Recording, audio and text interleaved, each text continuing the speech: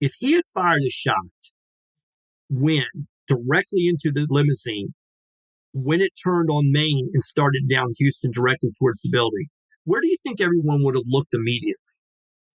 Directly straight there. ahead. Yeah. Straight ahead. Because Marion Baker, the cop that ran into the school book deposit, he goes, I knew where the shots were coming from. It was right ahead because he was still on Houston. All right, next point. He's firing through a windshield with the Secret Service agent John Connolly and Kennedy. So he's shooting at the vehicle, windshield, human being. He turns on Elm Street. There's Kennedy's back in the back of his head with nothing to block. And the shot's going away. The Codega is a guide and a storyteller, escorting you through the night, lighting the way, warding off thieves, ghosts, demons, and other oddities. Along the journey, his companions would often share with him the most curious of stories that he'd record in his Codex. Perhaps you just might find yourself traveling with the Codega and sharing one of yours. All right, everyone, we are back to Codega's Codex of Curiosities, and I am joined by Jack Moore from the podcast More to Consider. Today, we're going to be diving a little bit into, not a little bit, hopefully we'll go nice and deep into the JFK assassination, and we're going to see what Jack has come out with. So, Jack, welcome to Codega's Codex of Curiosities, and if you can give a little bit of an introduction about yourself and, of course, where everybody can find you in your podcast as well, that would be fantastic. I appreciate that, sir. Thank you so much for having me on. So everything can be found at moretoconsider.com. I'm on X, I'm on YouTube, I'm on Rumble, pretty much the whole thing that people do with podcasting. I am a native of Virginia. And one side of my family goes all the way back to Jamestown, so I'm about as Virginia as it gets. And I'm one of those curious kids. My mom read everything, so she was really into gathering all the information on the Kennedy assassination. I was a year and a half at the time, so I don't remember it. But I remember as a child, one thing that really struck me, she was describing the book, The Day Kennedy Was Shot by Jim Bishop, which was published in 1967. And I remember her talking about it. So I'm realizing I'm 5, maybe 6 at the time, but I became really fascinated with it. So I play sports in high school. I wanted to play college baseball. I did. I majored in history. Then I get out and I start coaching. And while I'm coaching, I decide to go back and do a master's degree while I'm coaching. And I ended up majoring in history and wrote a master's thesis on the Kennedy assassination, which I finished in 1993. So then I decide if I'm really important in life, I'll go be a lawyer. So I go to law school, pass the bar, and then it's like, oh, hell, I got to actually practice, I guess. So I practiced for a while, then decided my true calling was teaching. So I went back to teaching criminal justice and coaching again, and I'm still coaching. So I'm still coaching college baseball now. So kind of, as you can see on the background, big sports fan. The kid in the back center up there was a kid I started working with when he was 11. He pitched in the big leagues. So I've worked with a lot of kids that have played professionally. Baseball's been a big part of my life, but I've always had this fascination, especially with World War II through the Cold War. Just like really, and it really goes back to World War I, the whole balance of power and how we ended up being whatever the United States is post-World War II. And all the things that go into that, and so I know we're going to get into that, but yeah, that's always been my fascination. With the Kennedy assassination, I know it's cliche, but people have said the 50s ended with the Kennedy assassination. So if you kind of go back and look at American culture, Elvis, Marilyn Monroe, she dies in 62, but you see this demarcation. You definitely see a line drawn in American culture when Kennedy's killed, whatever that means. And of course, the escalation of Vietnam War, which is, of course, one of the theories, the background. But America changes just as it did with 9/11. Yeah. Clearly. Everything changes with 9/11. The whole landscape, yeah. Everything just does this big, huge shift. Yeah. Yeah. And I think, certainly COVID was part of that in our history. I saw a different thing I never thought I'd see, but yeah, I've been fascinated. I think like most people when I was a teenager with how it happened. You weren't as much into the why it happened, but I noticed the first people and kind of getting into it, most of the first critics of the Warren Commission took the Warren Commission and said, couldn't have happened this way. So they really questioned the dynamics of the shooting. So as I'm finishing my thesis, approaching 30 years of age, I'm in that age range, I more and more really dive into the dynamics of the shooting. And I'm like, oh, wow, I've been lied to a lot by conspiracy theorists. And my first trip to Dallas, I did a podcast recently, beautiful guy. He's a Marine, he's a marksman. And he goes, well, I'll tell you one thing, brothers, there's no way anybody could pull that shot off. I'm like, okay, man, you've been on the range, you qualified as a sharpshooter. What was the distance? He goes, oh gosh, the headshot must have been 150, 200 yards. I'm like, it was 88. And he goes, it was 88. And I said, the first body shot, the shot that leads to the single bullet theory, was 51 yards. And he goes, what? And I said, go stand in that window sometime. So I remember the first time I was in Dealey Plaza was 1990. And when I got in that window and looked down at the street, I'm like, man, I could hit him with a rock from here. That's what, and most people do recognize that they're honest. They go, wow, I'm really kind of shocked at how small an area Dealey Plaza is and the distance from the window to the street. But I'm going to let you go with whatever questions you have. But yeah, it was shocking to me to see Dealey Plaza. Okay, yeah. So I'm fascinated by this because there are a lot of conspiracy theorists. And that statement you made, I've been lied to by a lot of conspiracy theorists. And yeah, I don't take offense to that because I believe that there is a lot of disinformation out there. Maybe some people are well-intentioned and they believe it, but there are other people throwing other theories into the mix on purpose to muddy the waters and to discredit a lot of other people out there. And so I understand that completely. I believe that that's a smart statement to make. I've been lied to by a lot of conspiracy theorists. I would say maybe I've been lied to by a lot of double agents, almost in a way. Not secret agents, but placed shills, almost in a way. Sometimes that happens. Well, there are silence. There's no doubt. Well, and see, that's my thing. I've done shows and, I made the mistake of looking at the comments. Well, he's a CIA type. He's here to, and I'm not apologizing for the government because I think the government lies always. I mean, governments lie. That's what they do, right? So I'm not a fan of government in that sense that they won't lie to us. Now, I do think there's a real chance, and I've said this in many shows, that they did a cover-up. There's no question they did a cover-up. There is a government cover-up of the Kennedy assassination. But at the time, it may have been based upon, we don't want to lose 50 million people in some kind of, all-out nuclear war, then this is what's going to come. If America finds out the Soviet Union was potentially behind it, because this cat had gone over and lived in the Soviet Union, and or Cuba's involved, it's Castro because we're trying to kill him with the CIA. If any of this surfaces, and that's one of those dynamics. The Warren Commission, it has often been brought out. Kennedy fires Allen Dulles, and he's one of the head people on the Warren Commission. He's sitting there the whole time knowing they enlisted the mob to kill Castro. He never brings it up. It's not like he raises his hand and goes, there might have been some blowback here.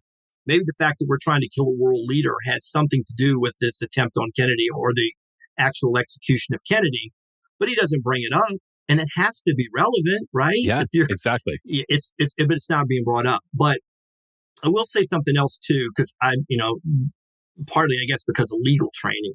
Like if you're in front of a jury, you want to kind of say, here are some parameters. I heard in a story, and when I finished my thesis, one of the gentlemen on the thesis was an 18-year congressman. He's still alive and he's 100. He's a World War II veteran. He's still alive. Loved him guy. But at the end of my thesis defense, he goes, Jack, you went all the way to the end. You made this case for Oswald being the lone assassin. Then you hedged your bets. And I said, well, sir, doctor, this professor, I'm not so sure Oswald wasn't dirty in this. I'm not sure. I just think he did the shooting. So I heard an historian lay out what I'd always been thinking. He said there's two major churches of the Kennedy assassination, and they are churches, and they have their disciples and they have their fallen angels and all the rest. So he said the one church is the Church of the Lone Nut. And he goes, its high priests were Vincent Bugliosi, and they said Gerald Posner, Oswald alone, shut up. There's nothing else to see. But then there's the Church of the Grand Conspiracy. And no matter how small an inconsistency, it means major conspiracy. And then the historian said, there is another lane. And I realized I was in the other lane. Oswald did it, but we don't know why. We don't know what his involvement was potentially with being put up to it, or they knew he was this rogue guy that might do something. What's come out in this the second Trump administration of releasing more documents, we know that James Jesus Angleton, who was the mole hunter for the CIA, he sought out double agents, who's dirty within the CIA, et cetera. They were intercepting Oswald's mail in 1959. They know him. They know who he is.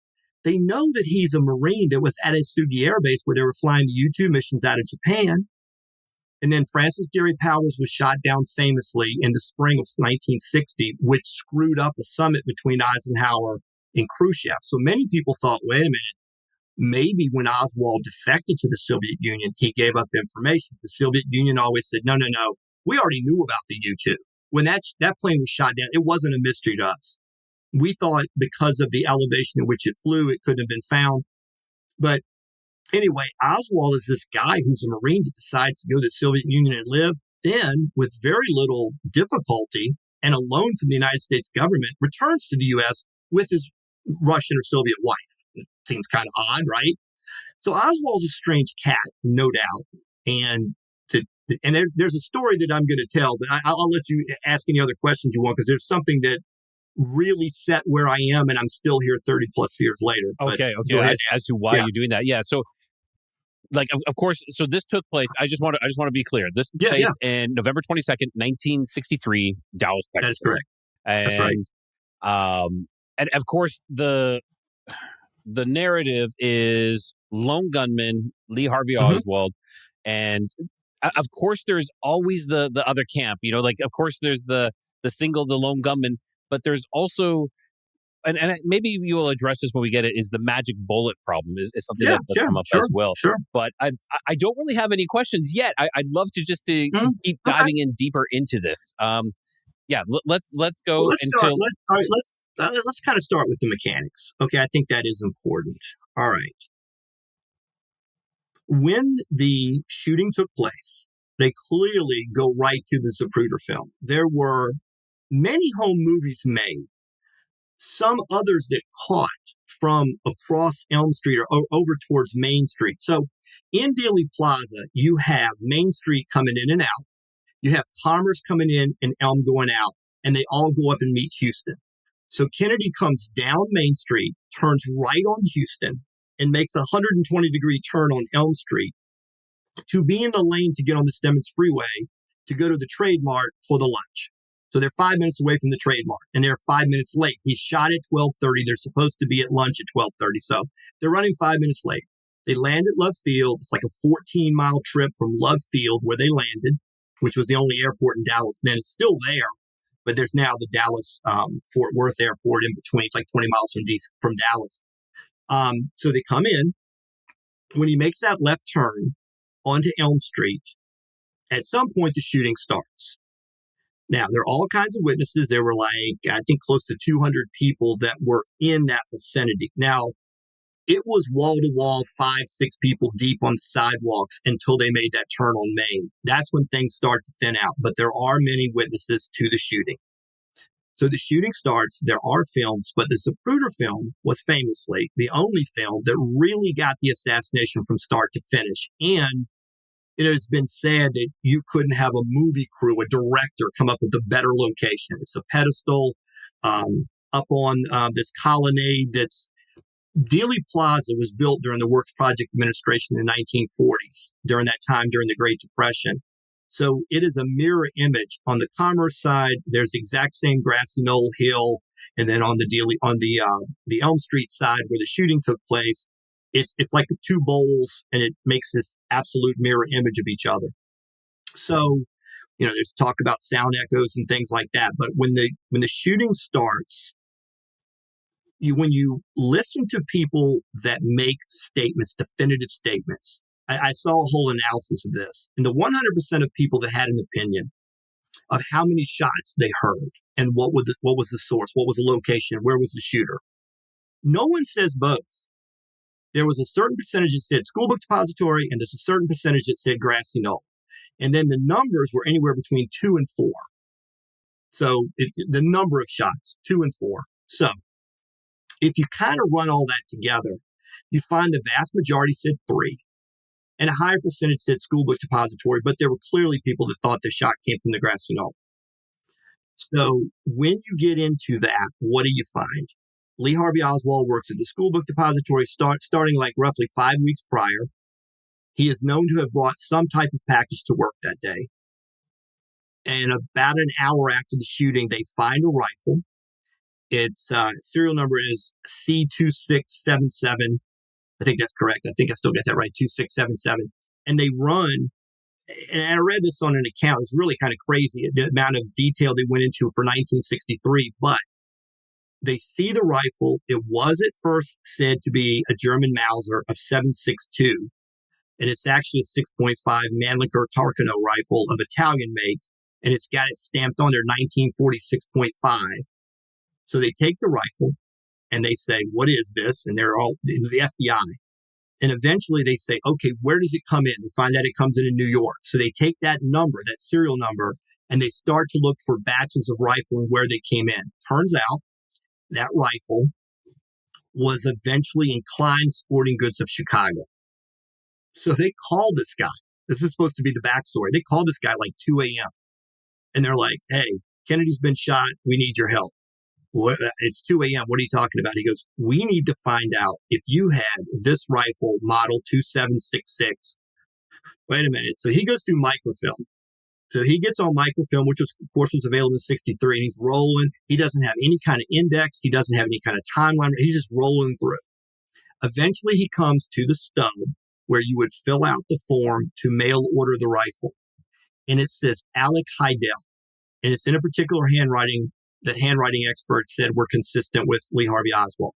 He is found with identification saying Alec Heidel, which was an alias. He played this kind of James Bond villain in his mind or whatever, or some kind of James Bond character.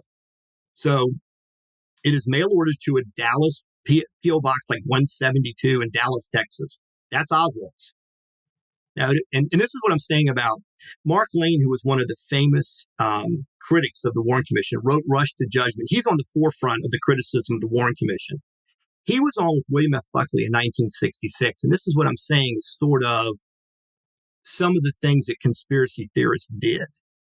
He says to Buckley, we all know that Oswald could not have mail ordered the rifle and then picked it up under this alias name.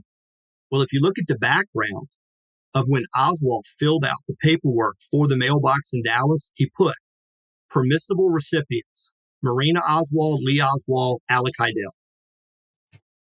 And he's got an ID that he made when he worked at a particular place where he was able to make a fake ID. He had an ID that says James Alec Heidel. I believe it was James Alec Heidel, J.A. Heidel.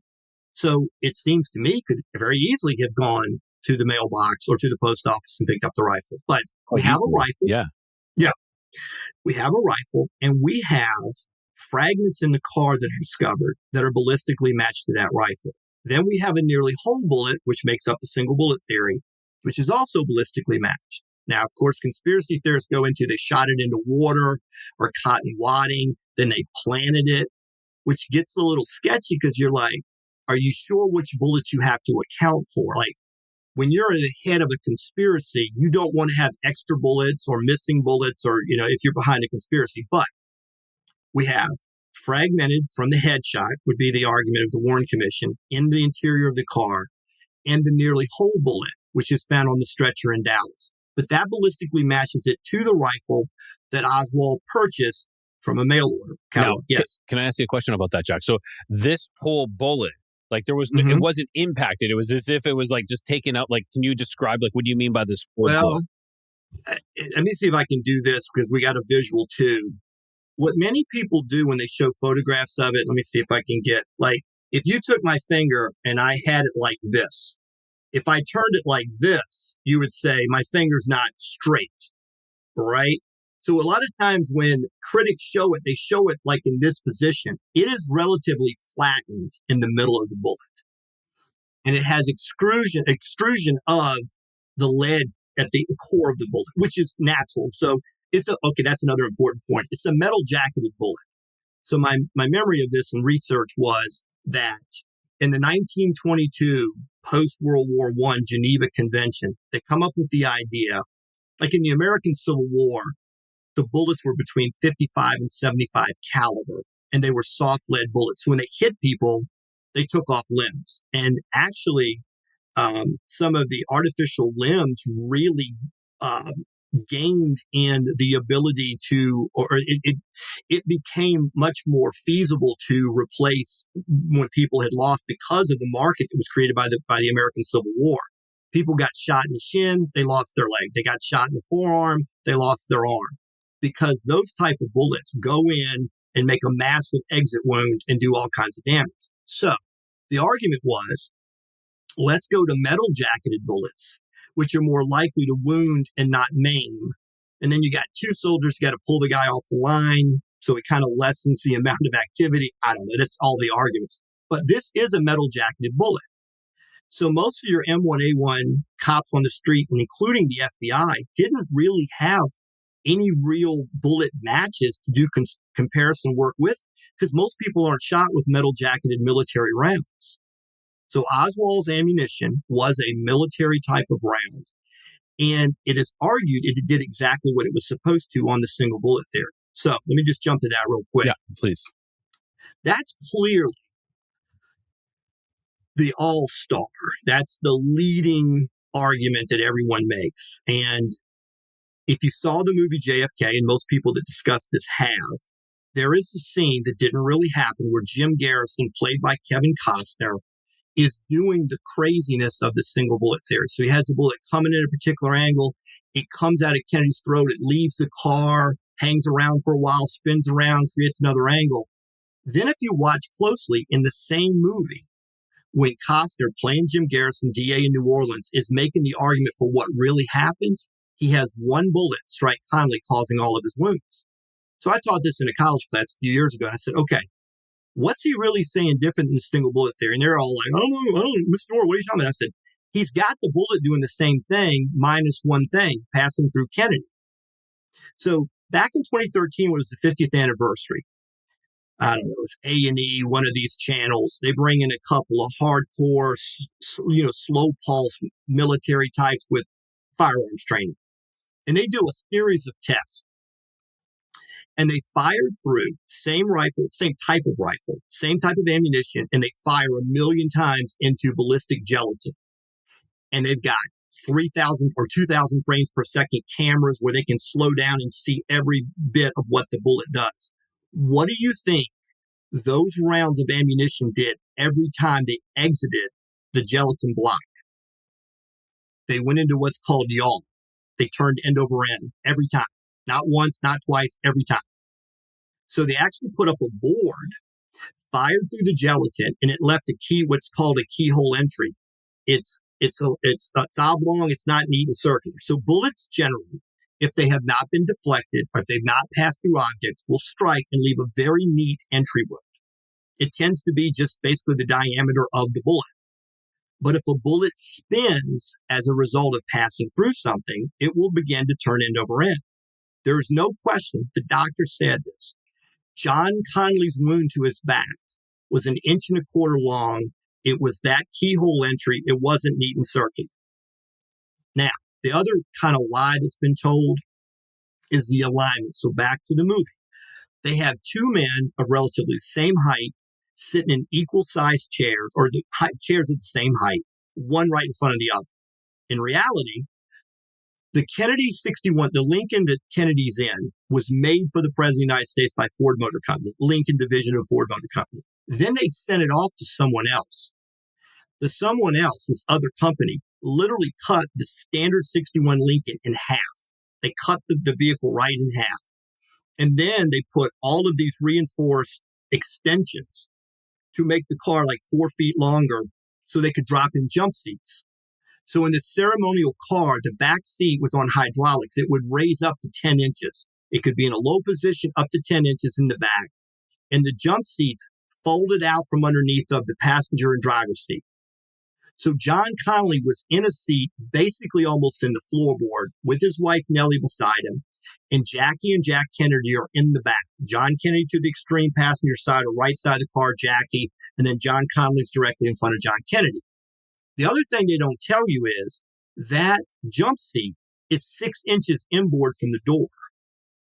So John Kennedy has his right elbow out over the edge of the car. He's waving to people, and Connolly is in 6 inches. So Connolly testified, when I heard the first shot, I knew it was a shot from above and behind. This was his testimony before the Warren Commission, CBS, Life magazine. Everybody said the same story. He said, so I began to look over my right shoulder towards the source of the fire. He's a hunter. He'd just come from hunting that weekend. He knows his way around gunfire. So he's like, that's a rifle shot. So he began to turn. He said, as I turned back to my left, it was as if somebody had struck me in the back with a balled fist. And he was, if you look closely at the Zapruder film, he's in the perfect alignment for this shooting to happen. But I'll cut to the chase. This is what convinced me. In 1993, the American Bar Association wanted to do a mock trial of Oswald. Others had been done. There was a really good one with Vincent Bugliosi and Jerry Spence, done several, conducted during the 80s. They went to London. They pulled people from the Dallas voter rolls and carried them all to London to get it out of the U.S., and they did a mock trial there. So in 93, they're doing another mock trial. And they approached a company called Failure Analysis out of Seattle, Washington. And what these cats do is crime reconstruction in a computer. So what they did, Kennedy was 6 feet 1/2 inch. He was 72.5 inches tall. Connolly was north of 6'3", big man. So they went and found 2 models. And then they took the Zapruder film and had the 2 models go through every movement they saw the 2 men making during the shooting. So they had to go frame, okay, Jimmy, line up here. Then they fed that information from these life-size models into a computer. Next frame, next frame, next frame. By doing this, they could then take that computer information and go 360 up, down, sideways, around and recreate the shooting and the position of the bodies. Wow. So that is amazing. And so what they found in 30 years since the Kennedy assassination in 1993 at frame 224, and the Zapruder film is 486 frames running at 18.3 frames per second. And most people know the headshots at Zapruder frame 313 when Kennedy's head explodes. So all the questions become, when did Kennedy really get hit? He goes behind from the vantage point of Zapruder. And most people hearing this have probably seen this. From the vantage point of Zapruder, he loses the entire car behind the Stemmons Freeway sign. As the car comes out from the sign, you start to see Kennedy's wrist or forearms come up and his balled fist towards his throat. So he's clearly been hit. When Connolly looked at every frame of the Zapruder film, he thought he was hit around 240, which conspiracy theorists jumped on saying Oswald's using a bolt-action rifle. Another important point. It's a bolt-action rifle. You fire a shot. You have to open the bolt. You have to come back, eject the shell, lock the bolt, pull down, and fire the next round, because the next round will come up when you eject the prior shot. The FBI said that took a minimum mechanical firing time, not even accounting for reacquiring in the scope or through the iron sights the target. 2.3 seconds is basically what they said it would take. So people jumped on, well, hey, Kennedy's clearly reacting around frame 215, 220 as they come from behind the Stemmons Freeway sign.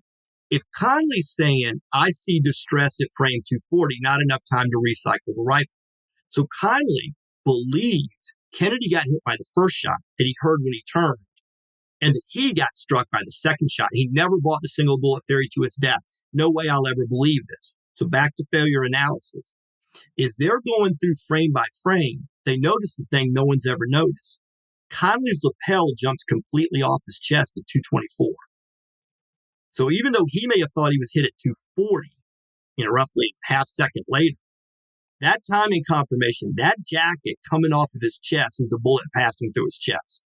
Okay. So the bullet strikes Connolly is below the right armpit, right below the right nipple, 2-inch hole blown out, strikes his right wrist, lodges in his left thigh.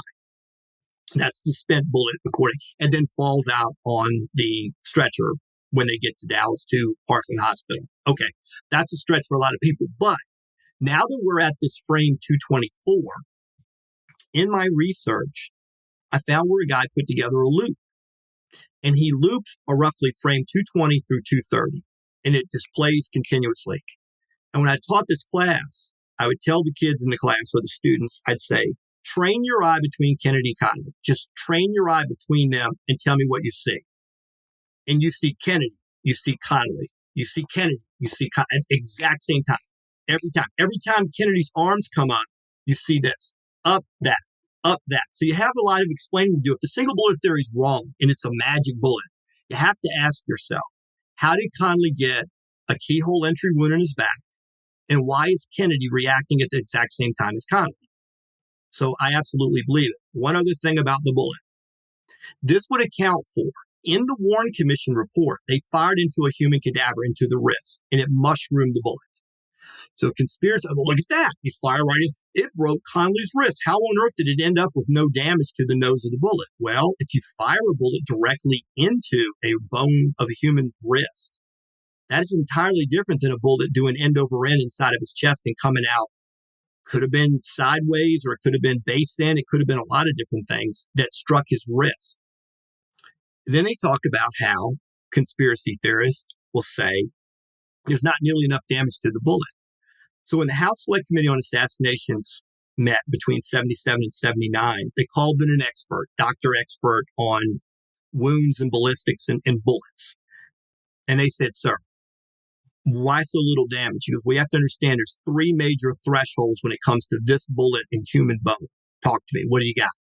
He goes, the first one is, if you fire directly in the bullet, you do major deformity to the bullet, and you shatter bone. You destroy bone and do the headshot.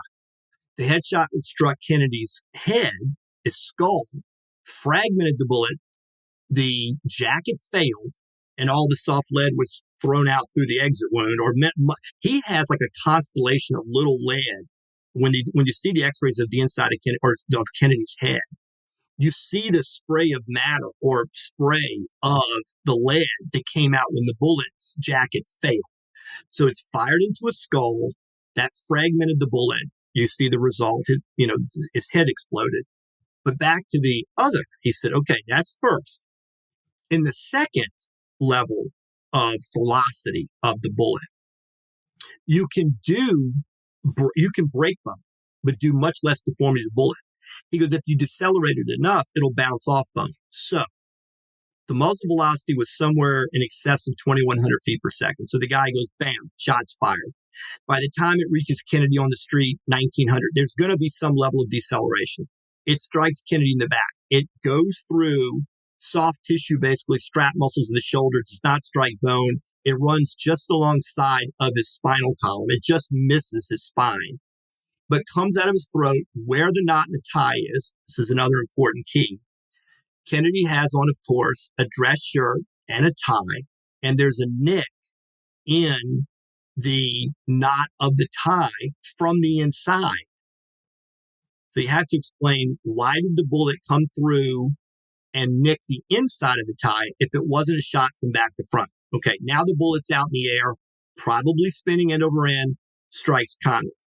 So now as it goes through Connolly, it is like a little buzzsaw turning end over end, comes out, hits his wrist with enough energy to break the wrist, and has enough energy to make it to the thigh.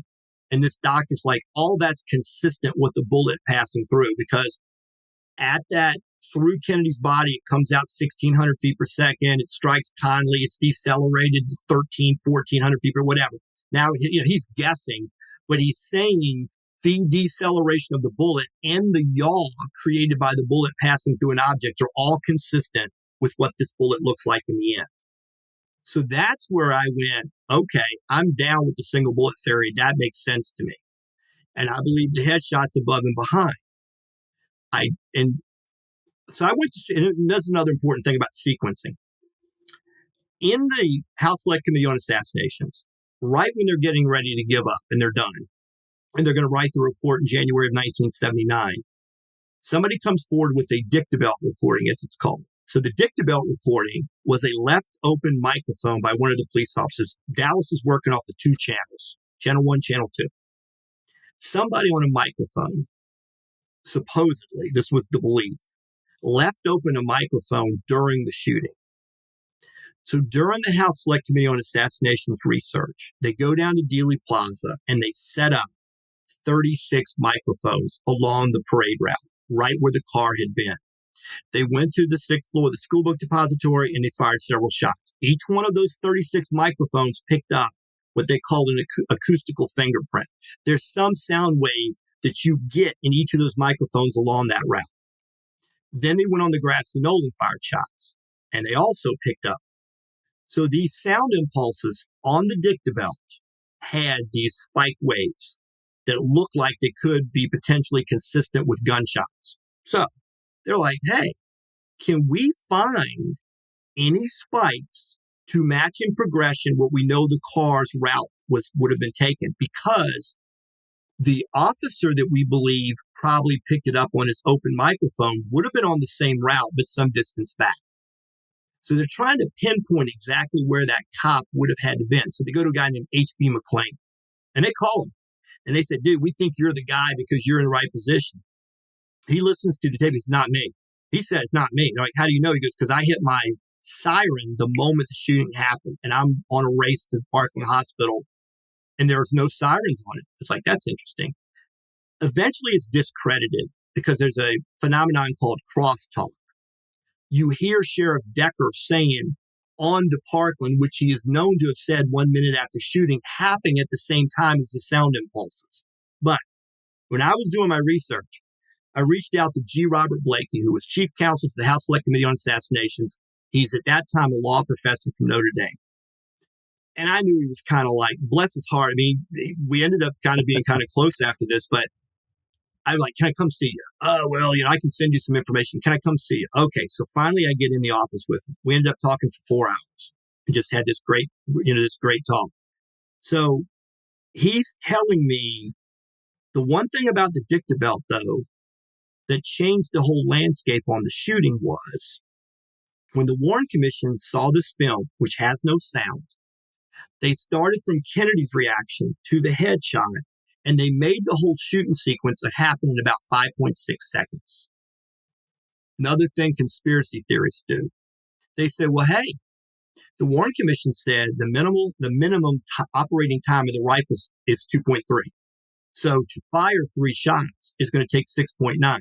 2.3 times 3. Well, that's wrong too, even on that phase. The first shot's a given. You don't start the clock until the first shot. So you're talking about getting off 3 shots within 4.6. Okay. So they've said 5.6 is the shooting sequence. So what Blakey said they did is kind of spooky because they took what they believed to be the sequencing in time of these sound impulses and they laid it on the Zapruder film. So they started from a given. You got a headshot, put a sound there, work back. Guess what? At one of those sound impulses, the Kennedy-Connolly thing is happening at the exact same time. But this made them look much further back in the film, much further up Elm Street. And they found that the first shot was more likely at frame 160, making the whole shooting 8.5 seconds, 8.4 seconds, really. Now, there's a little girl, and I think this is key, and everybody can look this up. Many people probably already know it, but there was a little girl named Rosemary Willis. She's with her dad, who took some still photographs, and she is on Houston running and waving at Jackie, the first lady. Hey, Jackie, John, I'm here. It's Rosemary. She turns the corner on Elm, and she's running to right where the sidewalk stops. And on the Zapruder film, right at frame 160, and it's clear as a bell, she stops dead and looks at the school book depository. And that's when she was asked later, I heard a sound. So think about it. She's a 10-year-old girl fixated on the president and first lady. Something made her stop dead in her tracks and look at the building. So if that's happening then, that's the first shot that Connolly thought hit Kennedy and did not, because Kennedy shows no distress. Then as they go behind the Stemmons Freeway sign, shot 2. Now, another spooky thing is, when the Warren Commission went to Dealey Plaza in May of 64, they had a camera set up in the 6th floor window on a rifle mount with a scope.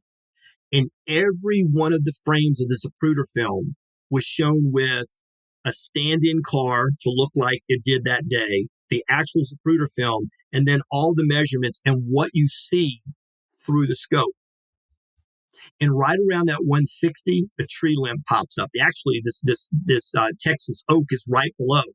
I think what happened is Oswald was tracking him on the turn on Elm Street, and when I got him, son of a bitch, I just shot through the trees. Okay, get it together, Lee. He waited for the clearing, which happens around the time they go behind the Stemmons Freeway sign. So I think he fired that first shot, realized he fired through the tree limbs, and then took a breath and said, okay, let's get it together.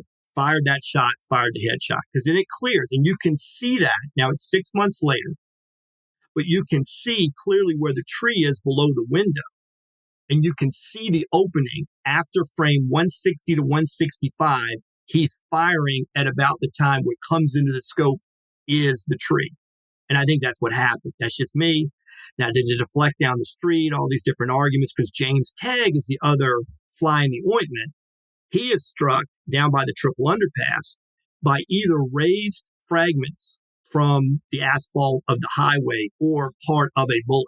He's struck in the face. He's hit, his face is bleeding, and the cop comes up and goes, hey, your face is bleeding. He goes, yeah, I felt something sting me during the shooting. So he's wounded by something. And he's some, 100 and some odd feet beyond the car, but down in direct line of the shooting. So that caused the problem too. Many people that are critics say that is the problem because he was discovered by the Warren Commission in June of 64.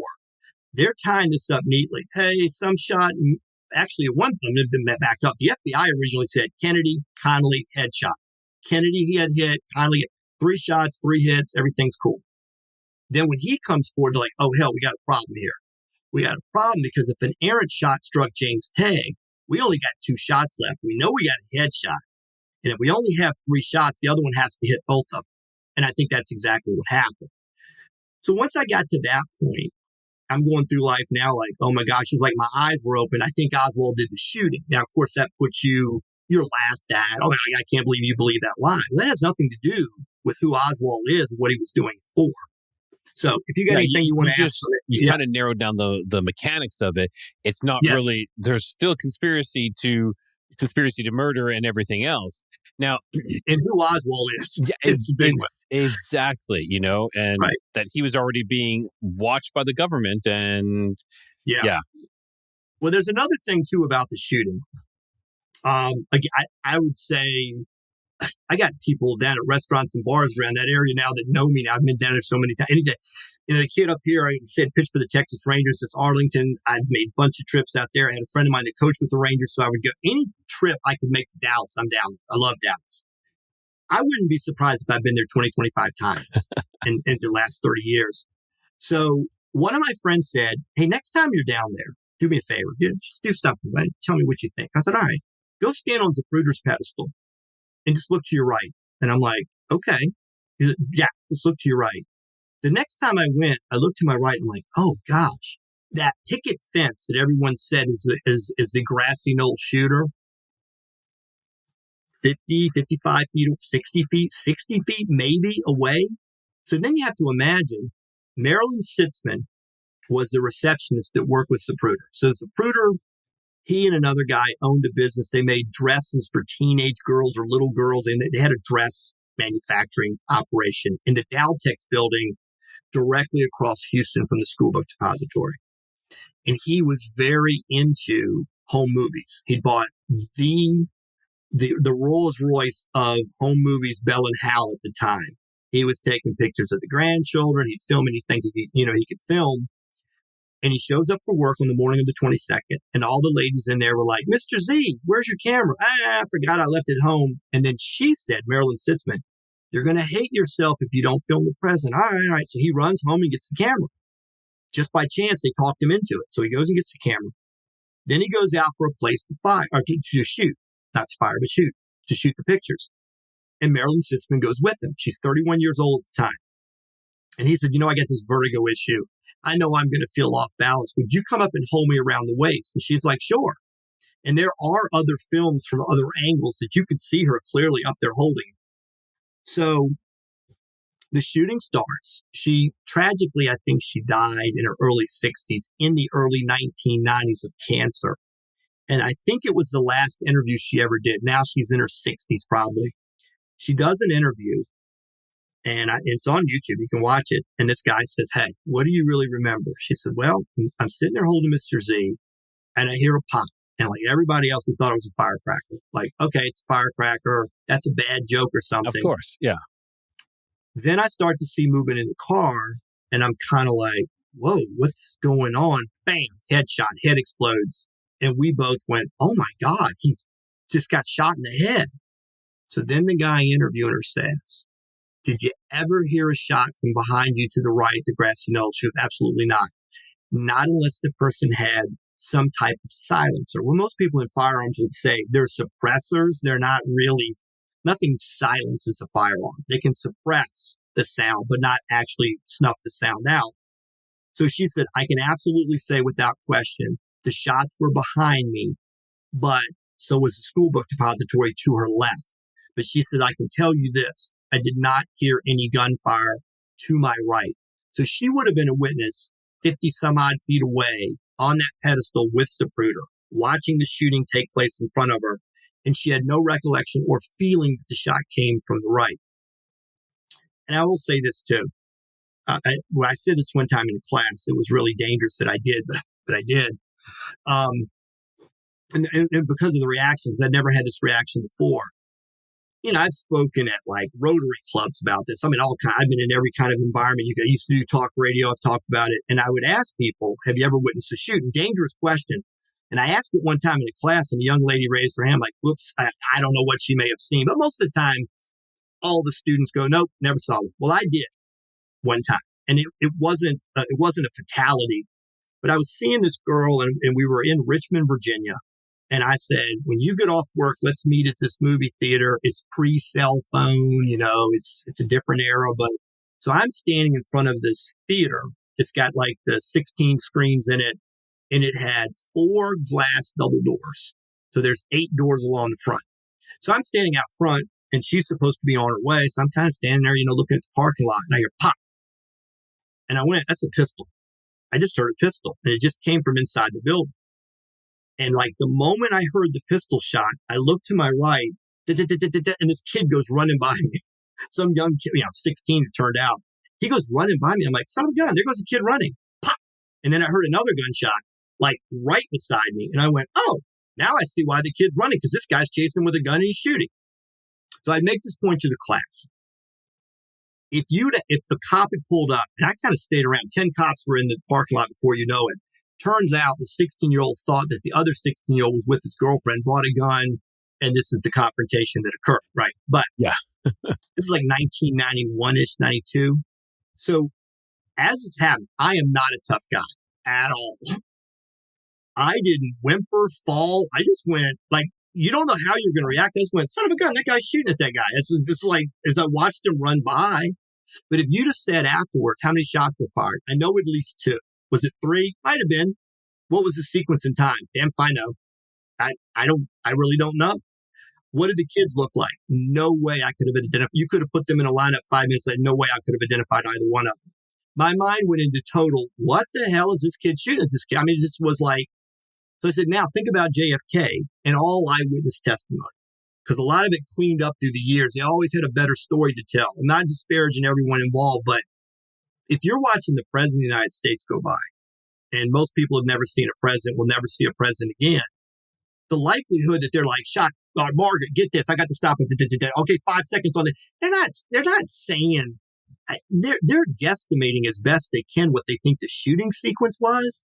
And I heard people say, I think it took about 15 seconds. I heard people say it took 3 seconds. They don't know.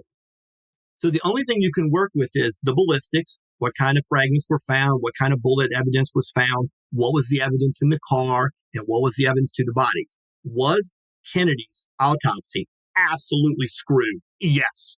Should the autopsy have been done in Texas? Yes. Can I understand why the Secret Service wanted to get the First Lady and everybody the hell out of Dallas? I get that too. Because the conspiracy people will say, oh, well, it was because the Secret Service is in on it. So they had to, pirate the body out of there. And I think it's reasonable to believe they wanted the hell out of Dallas after the president just got shot. I mean, that doesn't seem to me to be odd at all. But by law, which is another thing interesting to people, at the time, it wasn't a federal crime to kill the president. They passed legislation. Yeah, it wasn't even a federal crime. we do live in a republic. So Lincoln was shot in Washington. Garfield was shot in Washington. Of course, Booth died not 12 miles from where I grew up in a barn, Garrett's Barn in Fort Wall, Virginia.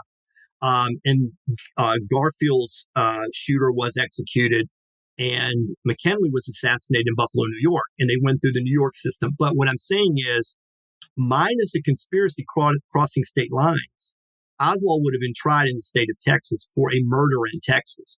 So by Texas law, Aubrey Rose, who was the coroner there in Dallas, the county and city of Dallas, Texas, and they were supposed to be there was a fight over the body to get the body out of there back to Air Force One and Lee. But Rose was correct. Dr. Rose was correct. They should have done the autopsy right there, and had a more neutral third party done the autopsy before leaving, it might have cleared a whole lot of it up. Because once his body remained in the care and custody of the United States government and then was taken back to Bethesda, and a couple of Navy doctors who had no history with wounds. I mean, you think about it, Navy guys aren't generally shot. Army Marine guys are, but, or, potentially maybe an Air Force guy, but generally Air Force, no, Navy, no.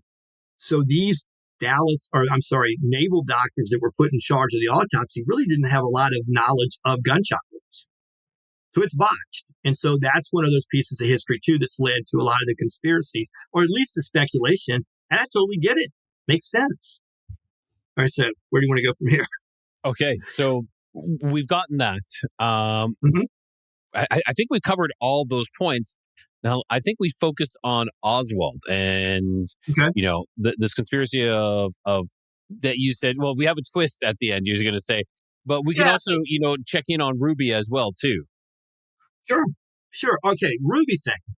Well, let me finish up. Let me go ahead and give you that Oswald story that I think you're going to find fascinating. Okay. I got a friend of mine that wants to go to some kind of event in Dallas in 1994. So I've been there in 90. I've been back in 92, just after the movie JFK. And Oliver Stone, bless his heart. I love Oliver Stone, even though I don't agree with him on the Kennedy. I just love him as a human being. I think he's a patriot. I think he's a good dude. And he's a great filmmaker, no doubt. He's the best.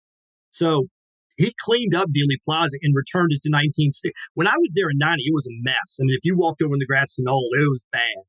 So they went in there and cleaned it up for the movie. So they went back and cleaned up that area. So in 92, I see post-movie, it looks really nice there. And they returned it to the 63 look it had. So this friend says, let's go to Dallas. And I'm like, yeah, I'm crazy enough from Virginia. I drove the car from Virginia to Dallas. It's like 1,500 miles or whatever. But we drive to Dallas. I dropped this friend off at this convention or seminar thing. And I'm like, I got all day in Dallas now. So I dropped her off and I'm like, yeah, go do your thing. She was an athletic trainer. Go do your thing. I'm going to go hit Dealey Plaza. So there I am on the grassy knoll, no clock to punch. No, I'm not at work. I'm just like, I got all the time in the world. Some guy comes running at me in a suit. And he comes running up and he goes, hey, dude, what do you think happened? I'm like, well, I'm one of those crazy people who think Oswald did it. Come with me. I'm like, okay. So we go up there and this guy's got the apron with the money changers and these magazines and it's 14 shooters from 37 locations and he's telling all this. So we're arguing with the guy. Yeah. So we pull away and he's like, dude, you know your stuff. What's your history? I'm like, well, I just actually wrote a master's thesis. You too. What's yours? And he goes, well, I'm from Northern Virginia. My daddy's somebody. And I'm like, dude, I'm from Virginia. You are? It's like, yeah, I grew up 70 miles from D.C. You did? I go, yeah. I've been to Arlington many times, seen the gravesite and all. And I said, what do you mean your daddy's somebody? He goes, well, he's like, I'm 32 at the time. He's like 35, 36. He goes, well, I was 19 when the House Select Committee began to meet to reinvestigate the assassination in 77. And so Daddy made some phone calls. He knows people, and he got me on as a page to the House Select Committee on Assassinations. I'm like, whoa. And he goes, what are you doing tomorrow? And I go, well, I got the car. I'm going to drop my friend off. What are you thinking? So we ride by the 1026 North Beckley Avenue residence where Oswald stayed in the rooming house. We go to the Dallas jail, the old city jail, where he was shot. There's a couple of 20, this was hysterical. There's a couple of 20-somethings in there working, a couple of cops with guns and everything. And we were like, hey, this guy, he wasn't scared of anything. He goes like, you guys want to know what happened here? And they're like, well, we've heard that something important. Yeah, Oswald got shot. Do you know where he stayed, where he was in the cell the night before? And they're like, no, I'll show you. So we head to the elevator. If you watch the old black and white film of Oswald getting off the elevator, that's the elevator we get on. We go up to the holding cells. We go to the lineup room where he gave the press. We're seeing all of this. How they got that many people in the press into that room, I'll never, but it's the big lineup board in the back. We were in that. So we're going through everything. We go to the spot where Oswald's killed. We go to the Texas theater where Oswald's arrested. We go to the Tippett shooting scene. We go everywhere. And turns out he's a pilot for American Airlines.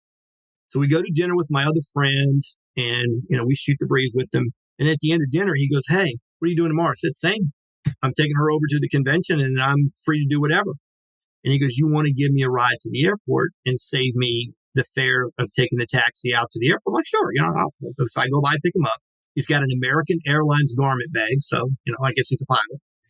I pull him up to an American Airlines door there at the airport. And then there it is. I'll never forget this. I'm sitting in the front seat of the car and he's getting his stuff and he's getting ready to close the passenger side door. I said, "Hey, dude." And he goes, "Yeah." And I said, "Look, I may not ever see you again." And I haven't. It's pre-cell phone. It's not like we exchanged information. And I said, if you were there, why don't you tell me what I'm not going to learn for 50 years? And he leans back in the car and he goes, "Dude, I saw everything. Oswald did it. All that other stuff is," I don't know what your language thing is on this. No, it's okay. He was like, we actually been fucking did it. And he's like, "All that stuff's bullshit. These people are saying, if you saw what I saw." And I'm like, "But what are they hiding?" He goes, "Who he did it for." And I went, "Oh." And he goes, "My man, he was government from top to bottom. He was all connected." And then that stuck with me. So then so then the Oliver Stone led to the review board. Then everything's supposed to be out in 2017. And this Judge Andrew Napolitano that see him on Fox every once in a while. He's tight with Trump. And in 2021, as Trump is leaving town, Napolitano, this judge, calls, because 17 was supposed to be the year to release everything. That was according right. So as Trump is leaving, Napolitano, who's close with Trump, says, he calls him up and he goes, "Hey, you never fulfilled one of your promises." He goes, "I'll do it right now. What do I need to do? What did I fail on?" He goes, "You never released all the Kennedy stuff." And he said this on TV, like on Fox News or something. He goes, "Trump says to me, we're going to have to discuss this sometime when our phones aren't being tapped like they are now." Because he's like on the White House line. And he was like, "We're going to have this talk privately. But if you saw what I saw that they brought to me, you wouldn't have released it either." And he said, Trump is not the faint-hearted. He's not scared of much. But he said he seemed to be disturbed by what he had learned. Now, the argument is certain CIA types came in and said, it's always, what is it? Methods and what's the other term they always use? It's always personnel and methods. You're basically giving up too much information. The guy's been dead for 60 plus years. Like, who's still, nobody's live. Yeah, exactly. Really, it's about time. It's about time. Yeah. But I thought that was fascinating. So now, of course, when he's reelected, there have been some releases. And this is what I would say about all of that. Every time there's a release, it pretty much holds up what my guy said in Car. It's always Oswald's kind of sketchy, but no smoking gun, which Dave Smith, that I love to listen to, he's a libertarian type like I am politically. He made a really funny comment one time. He's a comedian, but he makes a lot of funny comments. But I really like one of his comments one time. He goes, "People are looking at all these dumps of this information as if they're like, oh, here it is. And they're going to find it and go, here's the file where the CIA said we did at 12:30 Central Standard Time did shoot one John F. Kennedy under our plan, shoot Kennedy or something." Like, that's going to be in the file. Exactly. Yeah. I've seen that all the time when I get these dumps. Everybody thinks it's, here we go. Here's the big, like, I deal with the UFOs as well. And, UFO disclosures, everybody's like, here it comes. I'm like, you guys are never going to get it. It's the same thing over and over again. And yeah. That's a document or memo you don't write. Yeah. You don't write one where that is never. Yeah. Yeah. No. So that's where I have been since 1994 and running into that gentleman. And it struck me through the years, every time there has been some release of further evidence, it just kind of backs it more and more. Now, Ruby, I find fascinating, that whole situation, because I have seen this. I can't authenticate it, but I think in a lot of the conspiracy, and it's an industry, it is. I think there's really great people that are into the conspiracy ideas when it comes to Kennedy. I'm like I said, Oliver Stone. I love Oliver Stone. I think he took a lot of license with that movie, but he was trying to do some kind of dramatic portrayal of how it might have happened. Can you make a good argument they would have killed him on not wanting to go, neck deep into Vietnam? Yeah, I think there's a pretty good argument for that. I mean, it's certainly given on the other side that the Gulf of Tonkin was absolute bullshit, and then they turn around. Johnson runs on, I will not commit American boys to do what boys in Southeast Asia should do for themselves, then turns around and calls Goldwater a warmonger, and then turns around and asks, oh, son of a gun, I guess we're going to have to send 500,000 troops, right? So yeah, exactly. It does seem like, and this is another one bizarre. So Ruth Payne just passed away, and she was 92-ish or whatever. She's the woman that mysteriously took in Marine Oswald. In the last night of his freedom, Oswald is at the house, arguably getting the rifle, but she was married to a guy named Michael Payne. Her and Michael conveniently split just about the time to move Marina in, and after the assassination, they get back together. They eventually divorced years later. But he's like Northeastern establishment type, Michael Payne. And this was brought up, and I believe it to be true because I think other sources have confirmed this. He worked for Bell Helicopter in Fort Worth, Texas. They had like a contract with the U.S. government. They were a fledgling company about to go out of business, according to some. And about 4,000 of these Huey helicopters were used, destroyed, shot down, whatever, in Vietnam. They made a killing on selling helicopters to the U.S. government. Michael Payne happened to work for them. Lyndon Johnson had a lot of interest in Texas-based military operations. When he was in the U.S. Senate, he was the chief of appropriations for the military. I mean, the guy, it's a lot of strange stuff. And the whole Texas thing. But Ruby, back to Ruby. All right, Ruby is at some level mob, no question. He grows up in Chicago. He had connections to Capone. There's no question about that. But what I found fascinating is somebody released here a few years ago a document showing, and I always try to get this the letters right on this. Was it the House Committee on Un-American Activities? I guess that's right. So Richard Nixon is a first-year congressman in 1947, as is Jack Kennedy, and they're pretty friendly. Nixon was at Kennedy's wedding. I mean, they're freshmen, members of the House together.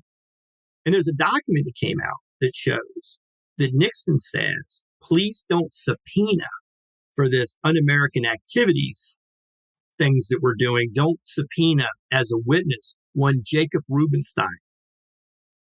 That's Jack Ruby. That's Jack Ruby, yes. So why is Nixon? Now, of course, Nixon loses to Kennedy in 1960. Now, I do believe they were friendly. Do I think he was in on his murder? No. But it is interesting when he's going down in flame on what I believe was also an orchestrated psyop to get him out under Watergate. Who does he name as his vice president? Apparently, against his wishes, he names Gerald Ford. What was Gerald Ford on? The Warren Commission. Okay, so that's kind of interesting, isn't it? Yeah, exactly. So, yeah, I kind of wondered about that too. But anyway, that's an interesting point that Ruby would have been receiving some type of witness shelter from one Richard Nixon in his first term. And who was basically the mentor or sugar daddy or whatever you want to say politically of Richard Nixon was Prescott Bush, Bush 41's daddy, right? That's kind of interesting too, right? Exactly. But of course, it's like, those degrees of separation never have to go to 6. There's always 2 degrees. I mean, they're all, I know that 6 degrees of separation is it's so much smaller than that. It is in politics. Yeah, for sure. Yes. So Ruby, this is really, I think, the whole key thing is the timing of the shooting. He's packing heat always.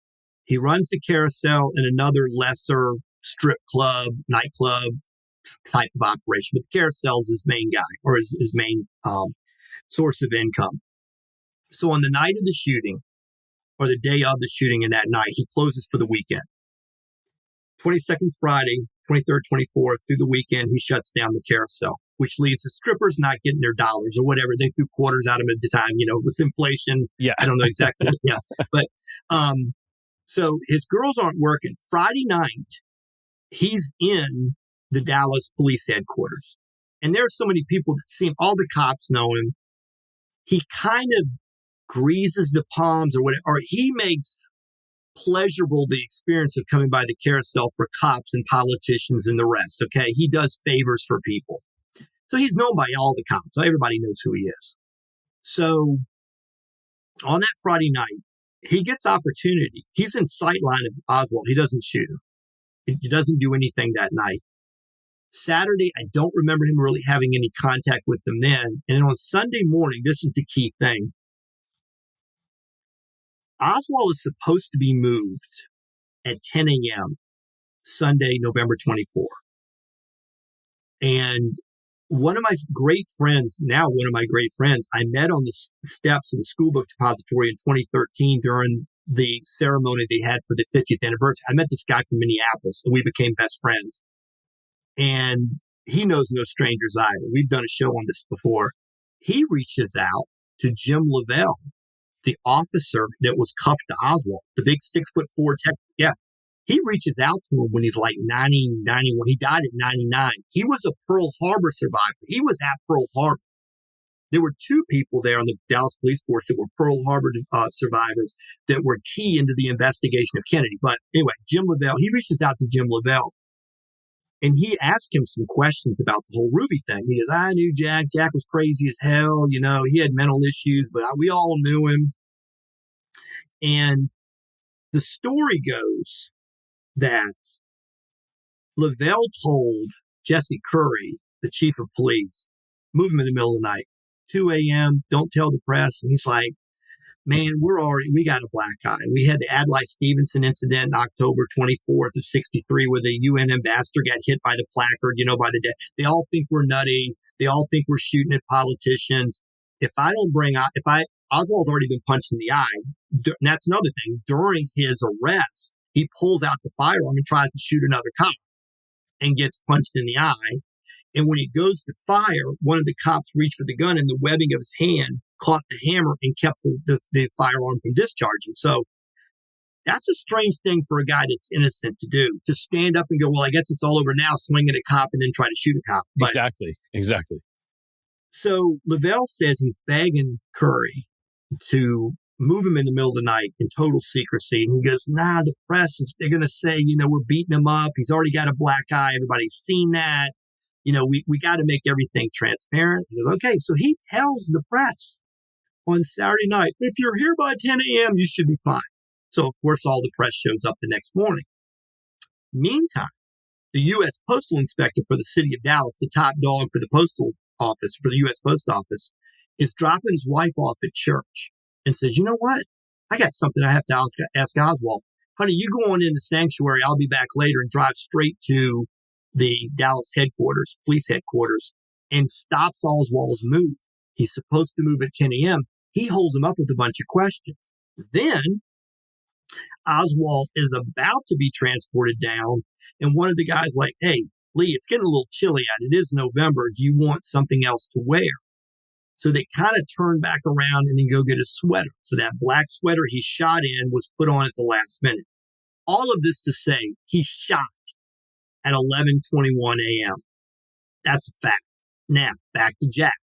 At 9:30 in the morning, he's living with a guy named George Senator, who's supposed to be kind of down on his luck. He's kind of a grifter. And Jack Ruby takes him in. And Senator told the Warren Commission he was in his boxer shorts eating Fruit Loops, reading the newspaper, and grieving over, Jackie Kennedy and Caroline and John. And then he gets a call from Little Lynn, a stripper who didn't get paid over the weekend.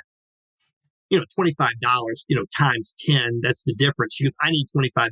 I got to make rent and I got to get groceries. And he goes, yeah, I got it. Okay, I tell you what, she's in Fort Worth.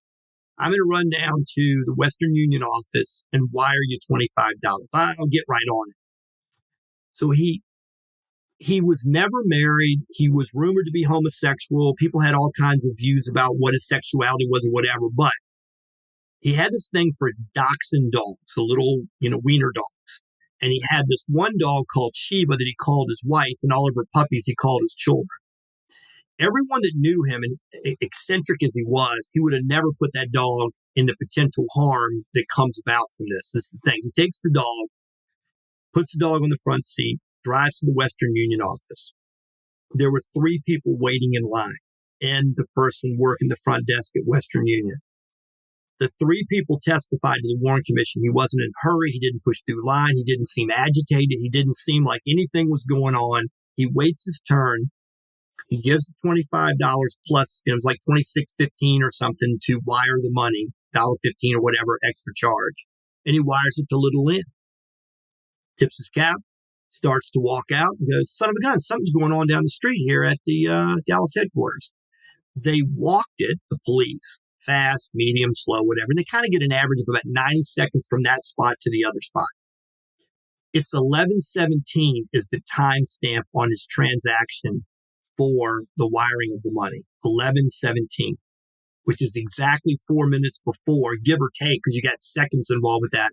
But it's timestamped at 11:17. He shoots Oswald 11:21. Sheba's still in the car. He has a gun on him always because he's always carrying cash. He had $2,000 in cash and currency in his trunk because he would finally get to the bank and make deposits. He was really bad with business. Okay. So this is back to Lavelle and my buddy. My buddy said he called him and said, I'll buy you a steak dinner. He goes, yeah, son, come on into town. And then he said a couple months went by and it was on the calendar. He goes, oh man, he is 90 plus years old. That's what he told me. He goes, so I called him about a week before I was going to be in Dallas. And he goes, hey, Mr. Lavelle, I just want yeah. Friday night, we're at the steakhouse. I remember. I'll be there. Perfect. So, so they show up and he said, was Ruby working for the mob? He goes, hell no. Did he have mob connection? He goes, I don't know. He goes, but I know this. I asked him, I said, Jack, you screwed it all up now. You dumb son of, like, why did you do this? And he goes, well, I'll be famous now. I'm going to be a hero. Like he literally thought he was going to open up a chain of new restaurants and be a hero. He literally believed that. But he said, here's the thing that convinced me he absolutely did it on his own. As I said, Jack, how the hell did you get in? And he said, Officer so-and-so was backing a patrol car out because they were trying to get an armored car in and they ran into some of the ventilation units or whatever. Like you come in on Commerce, you go down the bottom of the basement, you come back up on Main. And they're realizing this vehicle's not going to fit. So now this cop has to back a patrol car back out to get the truck out. And he said, in the moment that Officer so-and-so was backing the patrol car out, I slipped in. I just walked right in because the cop went out to wave traffic. When the patrol car was coming back, the officer guarding the door backed out into the road. He was trying to wave people around to get the patrol car out. He goes, and then I slipped in. So he told my friend, he goes, son of a gun. He nailed the officer. He knew all the officers. When he told me which officer backed out and which officer was in the street, he was exactly right. And he goes, so I always believed he was telling the truth. He didn't get waved in by anybody. It wasn't an inside job. He saw the opportunity to go down the ramp. Then he's down there. Then it's a whole question of, he said Oswald was smirking. It pissed him off. Now, there is the famous film of Jada, which was his top act, top stripper. She was interviewed by, I think it was one of the local stations. And she was asked, did you ever talk politics with Jack? No. And I had my run-ins with them. She was brought from New Orleans, of all places. She was brought in to be the top stripper act. And then the guy, it's right. You can watch, there's a guy that's got a channel on YouTube with everything ever recorded around that weekend on the news. And the guy said, do you think he killed Oswald over something to do with Jackie not having to come testify? And she sits there for a moment. She goes, no, I never really heard him say anything positive about Jack Kennedy. Now, he didn't like Bobby Kennedy, the AG. Like, he didn't like him at all, nor did any of the mob figures.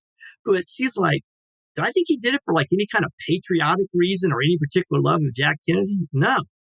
Now, she's a stripper, not that strippers can't, have a good analysis of somebody's, motivations. But she's like, seems shocked by the whole premise. Like, Jack? Nah, he wasn't a real sentimental guy. Like, nah, he didn't really care. Give that weight you want to as well. But he definitely did the shooting. And they never made any type of real connection of an ordered hit, but it sure looked like one. Yeah, it really did. But it almost seems like it was just this spontaneous. So if you're saying, like, when he went to the Western Union and then his just carefree walk, especially with what was going on with Oswald, where they kept delaying him actually leaving. Right. Well, that's the big point. The point is, if he was supposed to leave at 10 and Jack Ruby's still back in his apartment, his boxes at 9:30, he's not prepared to go shoot Oswald. And if he makes it to the county jail, which, interestingly, is catty-cornered to the school book depository, it's actually right down on the corner of Elm and Houston. It's like right across the field. So, yeah, if he was really going to be moved at 10 o'clock, why is Ruby hanging around at 9:30, not even dressed and ready to go? Now, the other important question, too, I think, I did a show when I was doing talk radio. I came in, the guy that I used to do radio with, like, hey, got another Kennedy nut on here. Hell, just take over. And he just walks out, and I have the show with him. So this guy was a believer of the David Lifton theory of body alteration of Kennedy's wounds.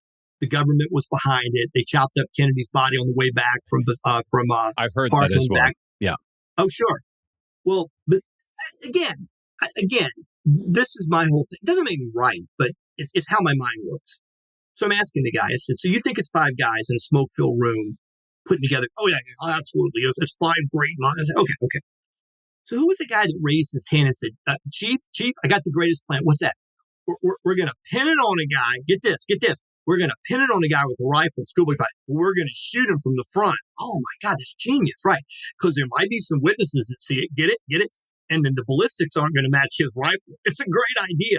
And then, get this, Chief, we're going to surgically alter his body all the way back to, oh my gosh, why did we think of this? What the hell kind of plan is that? Why would you shoot him from the wrong location to have to spend this much time covering it up? If it's a coordinated shooting, if it is. It just doesn't make, I would think now, this is another theory, there have been another shooter from Oswald's location, and Oswald was totally unaware, and they pinned it on Oswald, and he's okay, all right, that's fair, but here's another problem. In the movie JFK, they address it this way. This is another thing I asked this guy that's a Kennedy assassination expert. I said, well, okay, the only guy that you're absolutely cocksure is not guilty in Dallas, Texas is Lee Harvey Oswald. Right? I mean, everybody else is up for grabs, but the one son that is not guilty is Oswald. He goes, well, he didn't do anything. I said, okay. So he's a patsy, yes. And I said, how aware was he of the assassination? He goes, not at all. And I said, all right, let me ask you this. How the hell did you know he wasn't going to go out in the street and go, Jackie, it's Lee, and have everybody in the school book depository see him on the street during the shooting? How'd you know that wasn't going to happen? If you're not controlling him, you got a real problem. And it's, when I was teaching this class, again, it doesn't make me the smartest guy in the room, but I used to think this too. During the O.J. Simpson trial, I was asking a group of students, I said, if we accept that Mark Furman, and this is what Mark Furman said, we get there and a woman's got her head basically cut off. There's blood everywhere. Yes. It's minutes, or it's a time before they know it's Nicole Brown Simpson. They don't even really know. That's his story. And they find the bloody glove and all the rest. And then they have to find the match over there at Brentwood. But I asked this group of students, I said, if he turned to his other detectives, the co-police there with them, what does he have to know to start bringing up, let's all get in concert together to pin this on OJ? What does he have to know? I'm going to ask you, what does he have to know? He has to know where OJ was at that time. And Yes, brother, absolutely. Because I'm like, what if he's in front of the Rotary Club in Des Moines, Iowa, speaking in front of 1,500 people during the time of the killing? He's been there for 3 days. So if you don't know, there's kind of the same argument. I'm like, how do you know what Oswald is going to do if you're not in control of it? It seems strange that the one person at the school book depository that fled the scene was Lee Harvey Oswald. The only one that shot a cop, hid in the theater, and then tried to shoot another. The only guy's doing that's Oswald. And the only one that all the other school book employees said they never saw during the shooting was Lee Harvey Oswald. So in the movie JFK, they handled it. They did handle it in the scene where Costner, as Garrison's trying to explain away to the jury, he goes, and then Lee sat by the phone for the phone call that never came. So they got him on like the second floor break room, sitting by a payphone because some handler's supposed to be calling him. So that's how they get by with nobody seeing him during the shooting. Now, of course, another major point of contention is how did he get from the sixth floor to the second floor in X amount of seconds? Because Marion Baker, a cop that's driving straight down Houston, looking right at the school book depository, goes beelines. He hears the shots, goes right for the building, grabs Roy Truly, the supervisor of the building, and they start running up the step. They try to go to the elevator, which is going to kill some time. They try to go on the elevator. The elevators are upstairs and not back down. He goes, where are the stairs? They head to the stairs, and on the second floor, he looks at the corner of his eye and goes, hey, who's that guy? Pulls the gun on him. And he said the guy didn't blink. I mean, he's kind of like very calm. And he goes, who is this? And Truly goes, he works here. So they head on up to the sixth floor. They go to the roof of the building. So it's always been said, no way that Oswald could get from the shooting down to the second floor where he's discovered by Baker in that amount of time. They reconstructed it. Baker has himself in that position from 90 seconds to 2 minutes, anywhere between 90 and 120 seconds. You've been down 4 flights of steps. It doesn't take you very long. So you had to go across. If you're Russian, no, not at all. It's like going up is one thing, but going down, you could be skipping steps and everything. Yeah. But it's also argued that he wasn't out of breath and he didn't seem agitated. Who the hell knows? I mean, I'm not going to put this off on the Marine Corps, but the Marines are taught at some level to control breathing, control, emotions when executing certain types of things that they do. I wouldn't put that again into his Marine Corps training or fitness or anything else.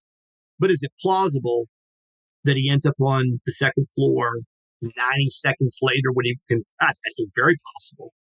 And another major point of contention is he is in the 1026 North Beckley Avenue. Okay, so after the shooting, he jumped in a bus. Bus got mired in traffic. He jumped off the bus. He asked for a transfer ticket, which had a crescent punch on it, which only goes to one driver. That driver was on Elm right after the shooting and remembered Oswald. So he is out of the school book depository trying to board a bus. Then he jumps out of that, hails a taxi, and he tells the taxi driver to drop him off in the 500 block of North Beckley Avenue, 5 blocks from where he lives. That took him by 1026. So he got a chance to the cops already here? I would say, he's probably looking like, okay, they're not here. Hey, dude, drop me off up here. Then he walks back to 5 blocks. Yeah. So he comes through the door. So Earlene Roberts is the kind of the caretaker. It's a rooming house. It's like 14, 15 people living there at a time. It's a house chopped up into these tiny little rooms where everybody can live for $7 a week. So he comes busting through the door right as The Edge of Night or whatever the particular soap opera. It's right at that time. She goes, "Hi, somebody just shot the president." He just blows right by, doesn't say a word, grabs his pistol, throws on a jacket, and takes off. So then the question becomes, can he get to where he supposedly shot Tippit in the amount of time on foot it would take to get to that spot? It's been walked several times. I've seen documentaries where it was handled. I've seen people privately try to do it. And it's always right in the range of doable. Okay. At a fast-paced walk. Yeah. Well, then that leaves you with, if somebody were to do something at a particular pace or whatever, and they land right on a particular time, they land right on a particular time. So if you can match it, it's doable. If it's just inhuman, it just can't be done by the average human or any human, it becomes a different thing. But I was like, well, it's highly improbable that Oswald could have made up that distance in that time, but it's doable. And under the circumstances, it might seem like the adrenaline's pumping. Then you ask yourself, too, where was he trying to get to? That's another conspiracy theory. He's kind of headed towards Jack Ruby's apartment. That's been argued. Now, the other major thing, and my classes used to say, but why a theater? I'm like, what would you do if the sirens are going off and you're out on the street and there's possibly, and there had been a description given of him by some witnesses on the street. It was namely, there was a guy, there was 2 people. There was a young man named Ewings, and then there was Brennan was the pipe fitter, 44-year-old guy that looked up and said he saw the rifle and made a description of Oswald. And I've been right on that corner. I was down there a year ago with a friend. I'm like, son of a gun. There were tourists that were up there on the 7th floor where you can stand in the window right above it. You could make out people's faces. You really could. So they go like, it's too far away to see if the person's white, black, green, yellow. I mean, it can't. Nah, you can't. You can look up at that window on the 7th floor and you can recognize people. So Howard Brennan. So Howard Brennan gives this description. It goes out, white male, possibly 30. People have questioned, how do you know the height? To some degree from someone's build, if you see enough of the body, you can kind of make out they're a small person. Yeah, you can make a guess. So they got 5'8", 5'10" out there, which he falls in that range. But he's on the street. And the argument of the witnesses is he's walking along and Tippett seems to stop the car and is like, hey, dude, come over here and talk. He puts both of his arms in the window on the passenger side. And then Tippett's like, okay, gets out of the car. As he comes around to the left front tire across the hood, Oswald pulls the pistol out and starts firing shots. It's 3 body shots and it's supposed to be a headshot after he takes him down. But he does shoot in front of people, Tippett. Now, of course, there's a whole body of conspiracy theories that say it was 2 people. It was a guy that looked like Ruby. It wasn't Oswald. Oswald was in Mexico at the time. I mean, there's all kinds of different theories on that. But I tend to think Oswald did it. I just think what's probably most plausible is he was FBI and/or CIA or something related or connected. And I think what would make a lot of reasonable explanation to how the assassination was handled by the government was like, oh shit, and damn Oswald did this. Now we got to cover up any connection that we ever had to him. Do I necessarily think they put him up to it? The reason I don't know that anyone put him up to it is this. It is rifle shots from the window. One thing that if you're the government and you did it this way, you better damn sure make sure you kill him. You can't afford to have a surviving JFK, I think. So have somebody that's expendable to shoot him at the airport up close. Rifle shots from a window is too high risk, I would think, to be a orchestrated hit with that kind of rifle. If the rifle's true and the wounds are what I say they are, that's awfully risky. Now, hear me out, though. Is it possible that they did have other plans waiting for that scenario if it didn't unfold the way they wanted to actually finish it?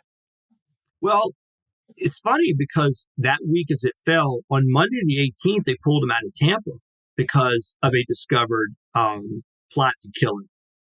And on November 2nd of the same month, they got him out of Chicago because they found these 2 guys that were holed up in some room somewhere with a bunch of firearms. So do I think there were multiple plans to kill JFK? Absolutely. I think there's multiple plans to kill most every president. I'm sure there's people conspiring all the time. Now, I've also heard, what I find interesting is that Oswald was one of like 8 service members that did the exact same thing. Served to a point in the military, and then, I think I'm a commie. I want to go to the Soviet Union. Now, my understanding of the Soviet Union was every time they had like, son of a gun, like, we're this stupid. Like, sure. Oh, yeah, you were a Marine and now you want to come live here. Like, you're not some kind of a double agent. Now, what's also interesting is the guy that was the curator, Mack was his last name. Now it's going to drive me crazy. I can't think of his name right. Gary Mack. Gary Mack was a radio guy that totally dropped everything in radio to go to Dallas to become a researcher on the Kennedy assassination. It was all for conspiracy. Towards the end of his life, and I called him one time on the phone, and this is what I'm getting ready to. He was awesome. I called him about some stuff about, trying to do a presentation with my class. He was great to me. He tragically died at like 69 with a cancer that was discovered overnight. So I spoke to him like 2 or 3 years before his death, but he was really nice to me. And he kind of turned from being a conspiracy guy to beginning more and more to believe it was Oswald. But he became the curator of the Sixth Floor Museum. So I called him one day and I said, hey, man, I called him about this. And hey, what do you want to tell me was like the neatest thing that you've ever run into since you've been there? And he goes, you remember Mikhail Gorbachev, at the tail end of it? I said, yeah. He goes, he came here one time on a visit. I said, really? He goes, yeah, he was in the United States, and we met him. And I said, what was that like? He goes, nice guy. He's like, nice guy and all that. And so here he is at the Texas School Book Depository at the museum. And I'm like, give me the skinny. How are you guys feeling? Because we were scared to death. We in the Soviet Union knew the bombs were on the way, the missiles were on the way. He goes, really? He goes, yeah, we knew we didn't do it. Like, we knew about Oswald, and we knew he'd been with us. And we had kind of tested him for any type of level of intelligence or asset. We didn't see it. So we sent him off to Minsk, 400 miles from Moscow, and just get him the hell out of here. And he goes out there and makes nice with this young lady, Marina. Well, he gets his heart broken by one, then marries her. And we the whole time was like, what a pain in the ass this guy is. Then when the shooting happens, we're like, oh, hell. Now, was that also sort of a, state-sponsored story that he tells Gary Mack at the School Book Depository to cover the fact we were actually behind it. We just want to make I don't know. Yeah, they could be playing a game there as well. Sure. And every time you talk, he's like, well, what about this? What if he was really thinking that? But this is what Gary Mack told me, that Gorbachev was like, we were scared to death because we were afraid you guys were going to think we were behind. And we knew we weren't. Now, Ted Koppel went when the Soviet Union fell. They sent ABC over. And again, this could all be, it could be orchestrated by the CIA in this country for all we know. But, they do that intro music, dun, dun, dun, dun. It's like ABC reports, Ted Koppel behind the Iron Curtain. And he's in there talking to these guys, and they're like, what have you got on Oswald? And then they have the interpreters like, Oswald, crazy clown, doesn't really do us any good. So they're coming off with the KBG files on Lee Harvey Oswald, which makes him out to be a clown. And he was, again, I don't know that they're necessarily going to come out with the good paper. They're only going to come out with the stuff, and who the hell knows. But they all claim that they saw him nothing as a buffoon. I don't think he was a buffoon at all. I think he was a pretty savvy guy. I mean, for a guy that grows up, people forget he lived a good portion of his early teenage years in New York. And he learned, he would play hooky from school and ride the subway system all day and learn the entire city. So it wasn't like he's some hick kid that grew up in the South and had never seen any part of the world. And he has the wherewithal to join the Marine Corps at 17, get out of the Marine Corps in the manner in which he did, and then he's off to Europe like that. I mean, for your standard issue 19-year-old kid in America, he pulled off some stuff. And, and his IQ was supposed to be like 119-ish, I think, when he was tested for IQ, with that being on the higher side of average. He's outside of that 85 to 115 range is considered, quote unquote, 64% to make up average. But he's on the higher side of that average. And he taught himself Russian too, which I don't know anything. I can't. That's impressive. I can't learn foreign languages in my life. I took Spanish and French in school, and now I coach a bunch of Spanish-speaking kids from DR and Venezuela. And I was like, guys, teach me Spanish. I can't get it. So I understand Russian's not the easiest language. So me, who's totally adverse to any language, I just can't get it. That's not easy. Now, no. His mom said, and there's a lot of video on this. The mom said all along, I mean, she said in the days after the assassination, my son was a government agent, trained by the government. You think he learned to speak Russian like that? And you kind of look back and you're like, she's making some interesting points. Like, is every other Marine learning, over to Sugi Air Base? He didn't have the greatest level of clearance, but he's in a pretty secure facility if they're flying U-2 planes, and I don't know. He's kind of a mysterious guy. Now, the MK Ultra comes up a lot too with anybody related to stuff. That is one I do think was Sirhan, the Bobby Kennedy assassination. There's so many eyewitnesses that he was in an absolute trance, that he literally didn't know what he had done if he'd done anything. That started with U.S. troops being interrogated during the Korean War. So this movement of U.S. intelligence or study of mind control and using substances or chemicals, it started about 10 years prior. Now, do I think that Oswald was necessarily under that influence? And let me just say this other thing about the Oswald scenario. Again, more supporting the single shooter. One thing we have to look at is there was no public announcement of the parade route until Tuesday and some papers Wednesday of the week. So some have said Oswald wanted Marina back. He had gone to New Orleans, failed to get work, brought her out at one point. She didn't like where he was living. He stayed in New Orleans, and Ruth Payne brought her back to Dallas. She has said, Marina Oswald, who's still alive, so she's 84, 85 now, I guess. She had said, I always felt bad about the following I'm going to tell you. And that was, with Marina's care and a place to stay, for the first time she had the upper hand. He had been verbally abusive, physically abusive, and certainly mentally abusive. He was an abusive guy in some sense. But some have thought he genuinely he loved his girl. He had 2 daughters. He loved his children. Maybe he really loved her, whatever. But he's a broken man. He failed at everything. So he comes back, and mysteriously, Ruth Payne and Marina are sitting at a coffee table and hear of the job that he ends up getting. Buell Wesley Frazier, the young man that drove him to work that day, lived in the same neighborhood with Ruth Payne. He had just gotten a job with the school book depository. So Ruth and Marina are sitting with Buell Wesley. I say Buell Wesley because he used to go by Wesley. Now it's Buell, but Buell Wesley Frazier, who's still alive as well. They're sitting with Lennie Mae Randall, his sister, Buell Wesley Frazier's sister. And they're sitting at the coffee table, and Ruth Payne says her husband, Lee, is really struggling to find a job. And Lennie Mae Randall's like, well, hey, my brother Buell here that stays and sleeps on my couch, he just got a job at the school book depository. I'll call the supervisor and check on it. Well, the supervisor later said it could have been the Elm Street school book depository, or that same company had another warehouse like 4 blocks away. They had 2 guys they were hiring on at the time. He could have just as easily been sent to the other. And as fate has it, he gets sent to the one with the parade route. So the argument is then he moves into this North Beckley Avenue, $7 a week rooming house. And he goes, this is the pattern for 5 weeks. He never drives. That's another point. He never had an operator's license. He never drives. So he would go bus to work, back to the rooming house. Then on Friday afternoons, he began to ask Buell Wesley Frazier, hey, can you take me out to see my wife and kids? Sure, Lee, jump in.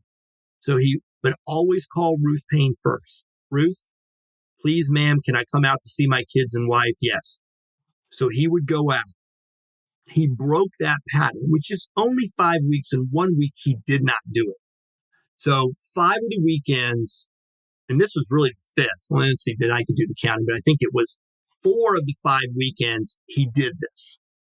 So then he was notoriously cheap, and the argument was always he was a big reader, but always of everyone else's newspapers that they left in the lounge. So the argument is, what paper? So 18 is Monday, 19 is Tuesday.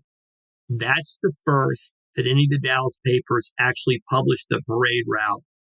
When does he see it? Maybe the 20th on Wednesday because he's in the break room and somebody left the newspaper in there. Maybe the 21st on Thursday, but here's what he does. At some point on Thursday, the 21st, he approaches Frazier and says, hey, can you take me home to see my wife and kids tonight? Sure, Lee, you're always, well, wait a minute. It's Thursday. It's not Friday. Oh, yeah, I got some curtain rods to pick up at the house. Curtain rods for his place at North Beckley Avenue, which is not in need of curtain rods, and he's got curtains. So he drives in there, and Ruth Payne is pissed off. And Marina's mortified because Lee, what are you doing here? I missed my babies. I missed you, but you never called to ask Ruth. Ruth is at the grocery store. So Ruth apparently comes home, gives kind of the eye to Marina, like, what's this about? I'm so terribly sorry. I'm going to apologize all over myself. So they sit and watch TV. And this is a theory that some have said. Now, the facts would support this, what ended up happening, but the facts would support it. They watched TV that night and all, and Oswald's like, come on, baby, come back to me. I got steady work now. I'm working at the school book depository. Come back with me. And she goes, no. I think I need a little bit more time to think about this, and does the kind of hard to get thing. Then they sleep together in a bedroom there for the last night, Marina's bedroom. And in the middle of the night, she does kind of the footsie up his leg to try to like, hey, I'm still there for you, baby. He kicks her foot away, kicks her leg away. It's like, I'm pissed. You won't come back to me. Okay. He gets up in the morning and he said, this is according to her. He goes, don't worry, baby. Don't get up to make me breakfast. And she was like, as if. So then he's long since gone. He does a cup of instant coffee. He sprints over to the house and he's hanging around with this package outside the car, which he never did. Bill Wesley Frazier said he always picked him up at the door. So he comes over, he throws the package in the back seat, and he's kind of hanging around the car. Lenny Mae Randall, the sister, says, hey, Buell, who the hell's that out there in the yard? Oh, that's Lee. Hey, Lee, you want to come and get some breakfast? No, I'm ready to go. So now when Marina gets up, she has a teacup that was given to her by grandmother, aunt, some female family member, and it has his wedding ring in it and $174 in currency. Now he happens to leave with, we know the math, he's arrested with $13 in change, and he gives $1 to the taxi cab guy. So he left with $14-ish to $15. I got a friend of mine who's scary brilliant. He's got a PhD from a major university, really smart guy. He does a bunch of research and finds, what do you think $15-ish would have gotten you from Dallas at that time? A bus ride to Mexico. And he goes, Jack, I think he was trying to escape to Mexico. I think he would, and this is what my friend said, and this is the theory. He was indifferent about the assassination. And this is what Marina said she always had to deal with. She kind of thinks that if she'd have said, okay, baby, I've thought it over. You're right. We need to get back together. He'd just gone to work the next day, would have left the rifle at the house because the rifle was in their belongings in Ruth Payne's garage. And he might have just gotten in the car the next day and gone to work and forgotten the whole thing. But for a man to take off the wedding band and leave all the cash pretty much to his name, other than enough to escape maybe to Mexico, kind of implies he was indifferent to the shooting. And that he may have only discovered Kennedy was even going by 48 hours before the assassination. That might have been the earliest he knew about. So that I think is interesting because it does make you wonder. Now, some would say, well, no, that was all the CIA training. Leave the money, leave the wedding band, make it dramatic, make it look like, yeah, baby, this is it. We're done, whatever. But if it is as simple as he wanted her back and she broke his heart with the refusal, I don't know. It does kind of leave open that possibility. It does. It does. This really sheds a whole other light on this all. You kind of break it down, logically, like the lone gunman. I'm not sure if I still am on the fence of. I do believe that there was a lone gunman, but I almost in the camp that there might have been someone else staged in that area as well. But again, was he CIA? We knew that he was being monitored. We knew that he was being monitored for quite some time as well. So it's interesting to think of that. Like they knew about him. Why were they watching him? Well, he did go to Moscow, like he said, or did he go to the USSR and he came back? Was he a double agent? He had some intelligence. We know that as well. Yeah. And he was a smart guy enough to know another language, to be able to make it to make it by. Yeah. So, and there's the Mexico City thing too, which that is like huge. The 6 weeks before the shooting, did he really go to Mexico City? Because when the CIA produced photographs of a guy burly, 6'3", looked like Mike Ditka in his playing days with the Bears. I love Mike Ditka. I didn't mean anything by that, but the guy actually looks like a professional football player. And they're like, well, clearly this is an Oswald. But there's supposed to be documents in Mexico City that clearly were signed by Oswald. But there is this argument that when he was in Mexico City, he had contact with a Sylvia Duran. She was a Mexican young lady in the Cuban embassy and was a avowed communist. And that they made nice and played footsie, maybe even had an affair or something. And that she gets arrested by Mexican officials and she's beaten up pretty much to try to get whatever kind of story they can from her. And there was a story that he he first went to the Cuban embassy and said, I want to go see Uncle Fidel. I love the way, like, I've been to Soviet communism, not done right. That Fidel's getting it right. I'm his top guy. He's in that Fair Play for Cuba committee, like the lone member in the city of New Orleans, but he's playing up the I support Cuba in the revolution. So he's supposed to walk in and they're like, okay, wait a minute. You're going to have to go to the Soviet embassy. We know that you've already got ties to them. You've been there. He walks into the Soviet embassy and they're like at the door, like, whoa, we know your game. We know all about you. And he is supposed to have said, oh, really? Really? You won't get me to Uncle Fidel? How about I go shoot Kennedy? How about then? It's like there is a story that I think it was even reflected in a memo from J. Edgar Hoover that, hey, we got a rumor to snuff out. There's a rumor that Oswald may have actually made a threat to Kennedy's life while in Mexico City. So at the same time, he's supposed to be this is supposed to be the dueling Sylvias. At the same time, he's supposed to be dealing with Sylvia Duran in Mexico City.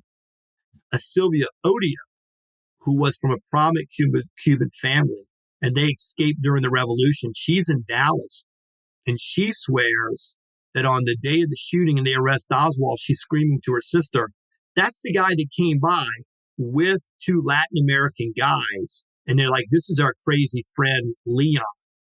And she said she saw Oswald. They came to her requesting more financial help because she came from a prominent family. More financial help to put together the overthrow of Castro. These were anti-Castro Cubans in the U.S. And that these two guys show up. And they're kind of these renegade types that are for the overthrow of Castro. And they got this white guy with them. They call him Leon. So she screams at her sister, oh, my God, that's the guy that was at my door. Well, he can't be at that door and in Mexico City at the same time. So, yeah, so that's called the dueling Sylvias. Which one's right, Sylvia Odio or Sylvia Duran? And there's all kinds of questions about what was he doing in Mexico City. He was supposed to have also met with the director of wet operations, as they call it, assassinations from the Soviet Union in the Western Hemisphere. So, like, the top, let's set up an assassination guy working for the Soviet Union on the Western Hemisphere. He happens to spend some time with him too. They go see a soccer game or a bullfight. They go to see a bullfight, whatever. But something's not quite right about that too, if true.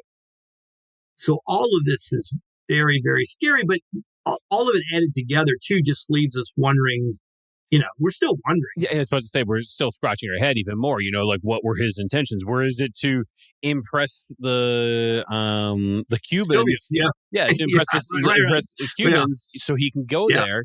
Watch, I'll for your love, I will kill JFK. Get brought into Cuba, or so many questions, still no real answers.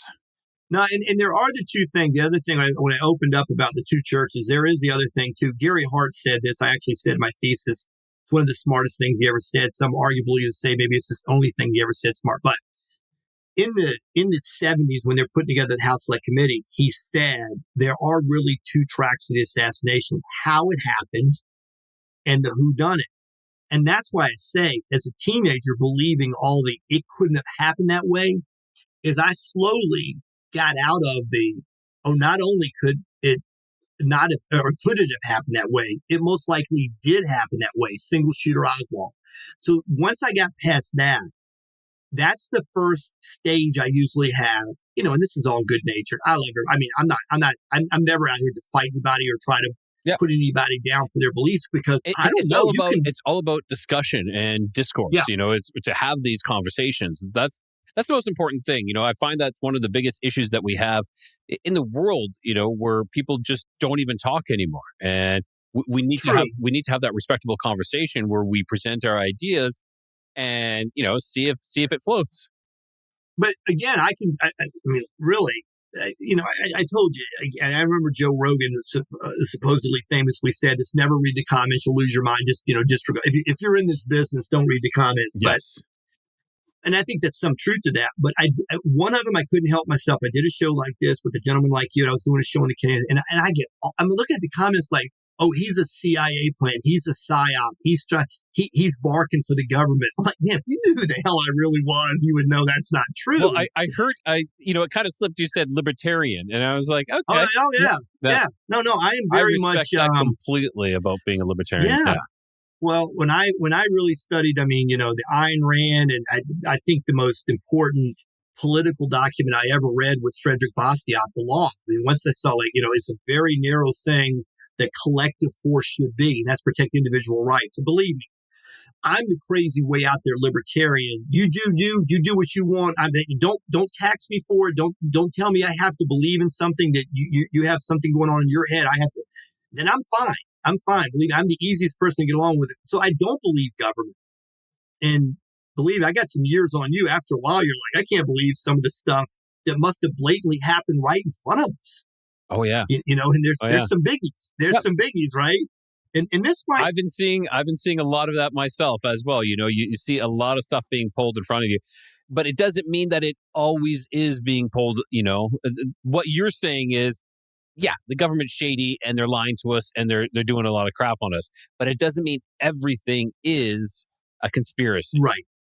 But like I said, I kind of said in the opening too, if we were in the moments that following the assassination, there had been people in important places, Joint Chiefs of Staff, the president, the new president who had quite a bit of power in the U.S. Senate prior with Armed Services Committee.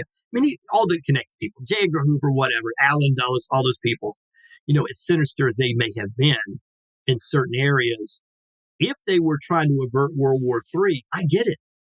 I don't think it would have been worth Kennedy's life to tell, the lives of 50 million people to tell the American people the truth. Like, what if it was Castro?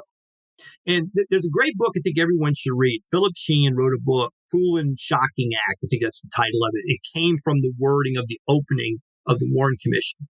And he did a book on the 9/11 Commission. And somebody approached him about the Warren Commission. He goes, look, JFK thing's exhausted. And somebody's like, no. We want you to really there's a bunch of last surviving members of the staff attorneys. All of the members of the Warren Commission are long since dead. They want their story to come out. So he goes and does a deep dive.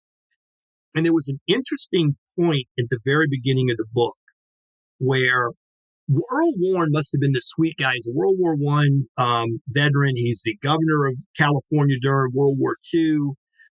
He is appointed or nominated to the Supreme Court by Eisenhower. And he's supposed to have said, it's the worst mistake I ever made, because he kind of goes liberal from what everybody thought he was more conservative. But it was a grandfatherly figure. And apparently he loved John F. Kennedy.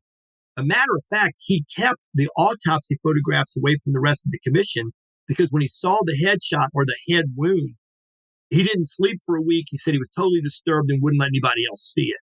And he also, they said, was 2 hands off on Jackie Kennedy and all this. But anyway, Wagner Carr is the Attorney General of Texas at the time. And he calls J. Lee Rankin, the chief counsel to the Warren Commission. He goes, hey, you boys up in D.C. got a problem. And he goes, talk to me, what you got? And he goes, there's a rumor going around Texas that Oswald had a pay number 172. He's an FBI agent. They're like, what? And he goes, yeah, apparently there's a rumor going around. He was FBI.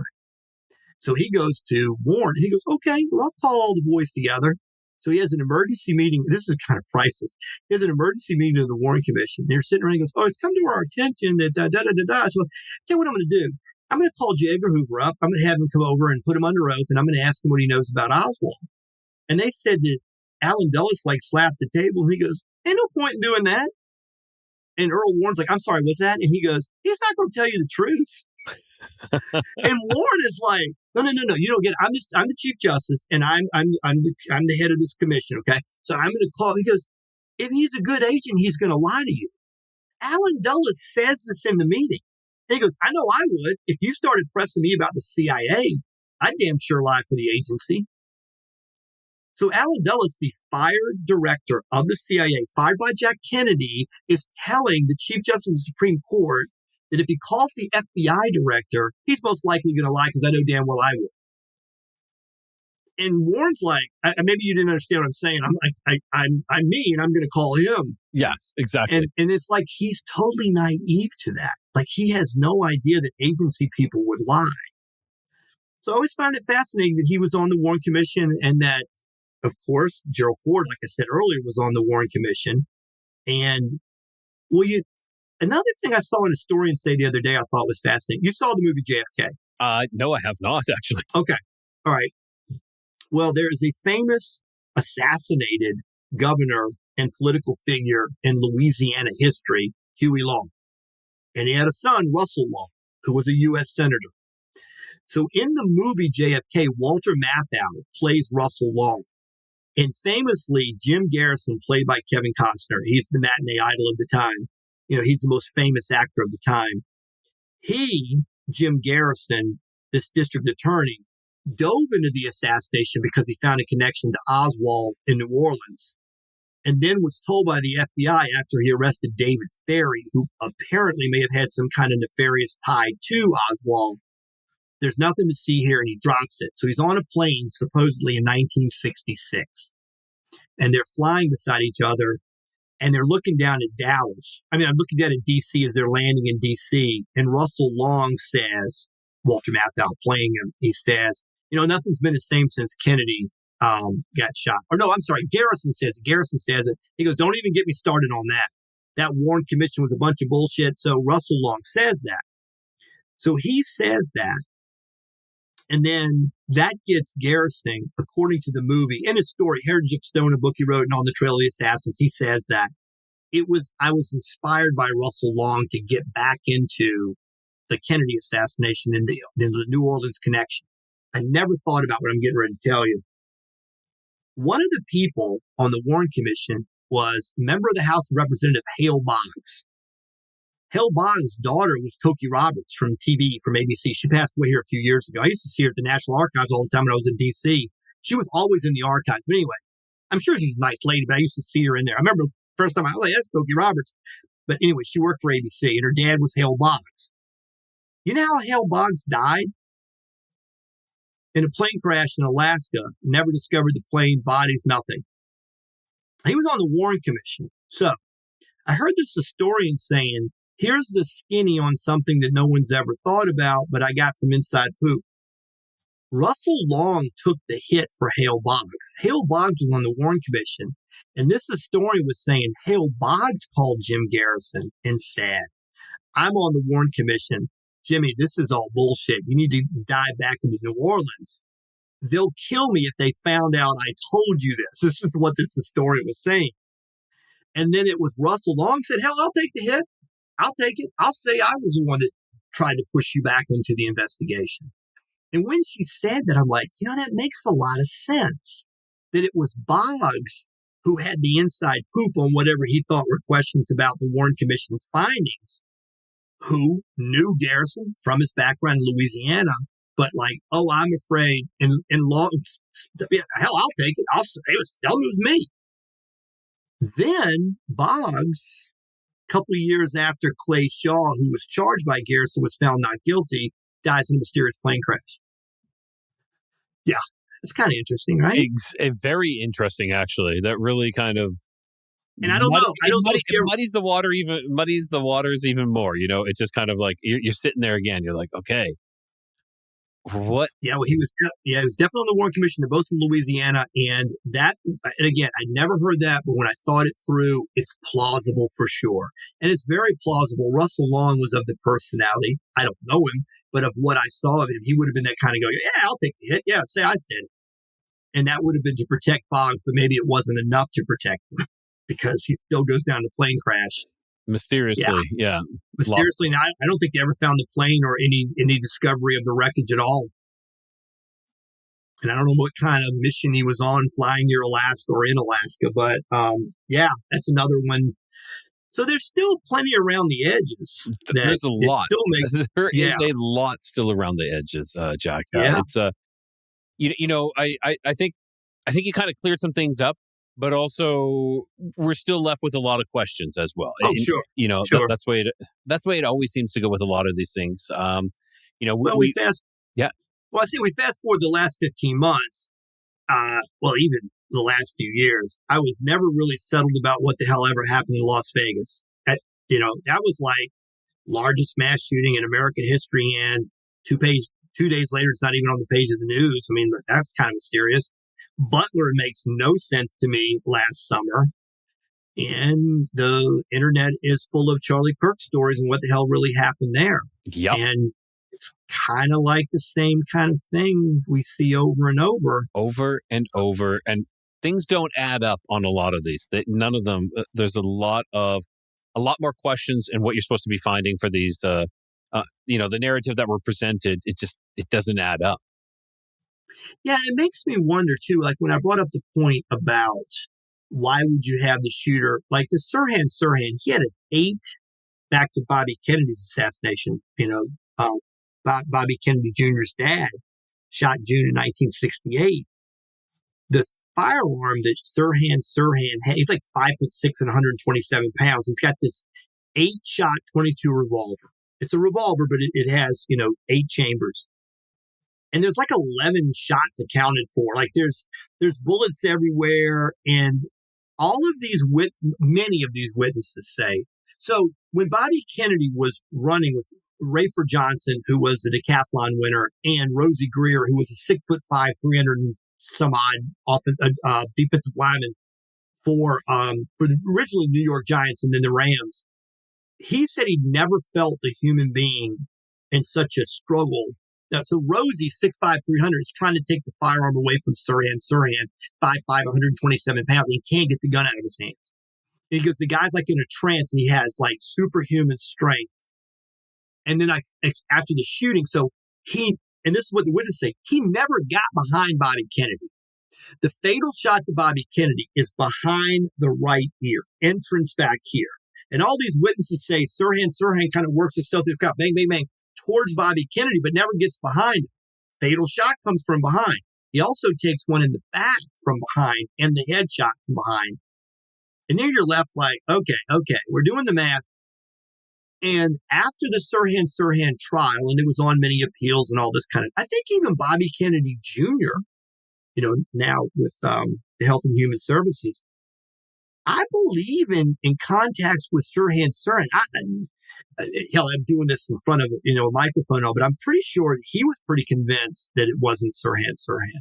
Although I think his family, that and a lot of other stuff, have kind of kicked him to the curb. But yeah, I think the rest.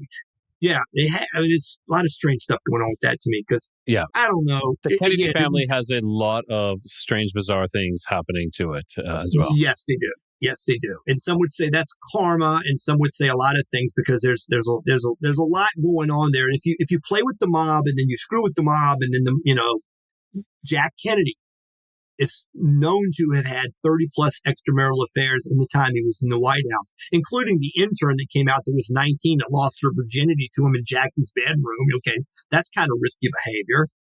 And he was with Sam Giancana's girlfriend, Judith Campbell, at the time. They're sending notes back and forth to the mob. He's sleeping with the girls that the mob have girlfriends with. I mean, it's kind of crazy stuff.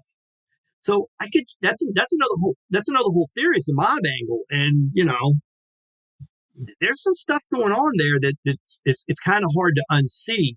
But yeah, I think that Bobby Kennedy Jr. even said he wasn't quite sure what was going on. But anyway, Sirhan is kind of the argument of the MK Ultra. They just had him drugged up, whatever. He's in there shooting at Kennedy. He's writing notes that are unexplainable about Bobby Kennedy must die. He's Palestinian, supposed to be about the Israeli thing, because Bobby Kennedy's a too great a support of Israel. That's supposed to be the angle, I think, was what they kind of said. But he has no memory. And I don't know if he's been on lie detectors or what, but I think that there's a body of people that believe he's sincere and he doesn't know what the hell happened. But he never seemed to get behind to make the fatal shot. Yeah, and a certain amount of, if you only got an 8 shot and there's X amount of bullets. 10 or 12, right. Yeah. There's some unaccounted for bullets coming out. Yes. And there was a lot of the evidence, I think, post-trial and post-appeal, whatever, like they just canned a whole bunch of the evidence. And the LA City Police Department can't seem to find anything anymore. But I mean, it's 50 years now. It's 50 plus years. It's pushing 60 years since the shooting. But yeah, there's too much strange. But again, it gets back to what I'm saying. You would think If you're doing massive amounts of planning, you wouldn't be firing from bad locations or locations you would have to later cover up. That's just the one thing I never, hey, Sirhan, if you're going to pull this off, make sure you get behind him. What? Well, whatever you do, don't fire the shot from the front and have the other guy have to shoot from behind. I mean, it doesn't. I know, but then it kind of like you said, it's like, oh, let's make it easier to make this story. But then, we're in a situation where now it's kind of like, well, we got shots from behind and yeah, You do kind of wonder sometimes too. It almost looks like it is done in your face, sort of thing. Yeah. I agree wholeheartedly. I think it has to be done in your face. And then we're going to tell you otherwise. But you have to be shown, like you said, like the Charlie Kirk thing. When was the last time you saw something that kind of gory on, like, I don't want to say on TV, but online? They show you in full. There was not blocking anything. Okay, let's go back to like Kennedy. Well, JFK was a time of you might have found, as you did, 5 people in town that had a Bell and Howell, handheld camera, 8mm camera without sound. Today, someone very close to me, I'll remember this, texted me, Charlie Kirk is dead. That was the first line of the text. They killed him. I'm like, what the hell? So I immediately go on X, and there's 14 different versions of the film, but you're thinking, as many people have said, what if JFK, there had been cell phones in 63? There would have been a lot more angles, but given all the angles and the quality of the film, and that's another thing that people have to remember. When there was so much talk about the Kennedy assassination and the headshot, you'd have to ask people, how many times have you really seen anybody shot in the head? Like, what do heads do when they're struck by bullets? Well, I don't really know, but I feel like it should be this, right? Then everybody's an expert on the laws of physics and Newton, Newton's laws of motion and everything.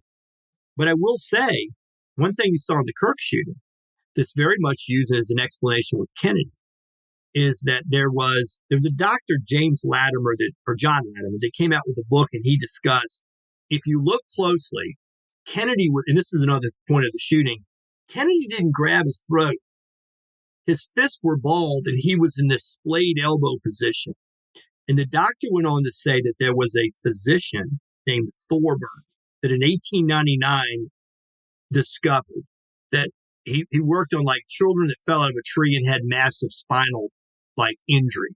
They would ball up in the fetal position. He said, if you do trauma to the spinal column, there's a tendency, and you notice with Kirk too, as graphic as it was, as sad as it was, that involuntary reaction that he made with his arms up means to me it passed through the spinal column.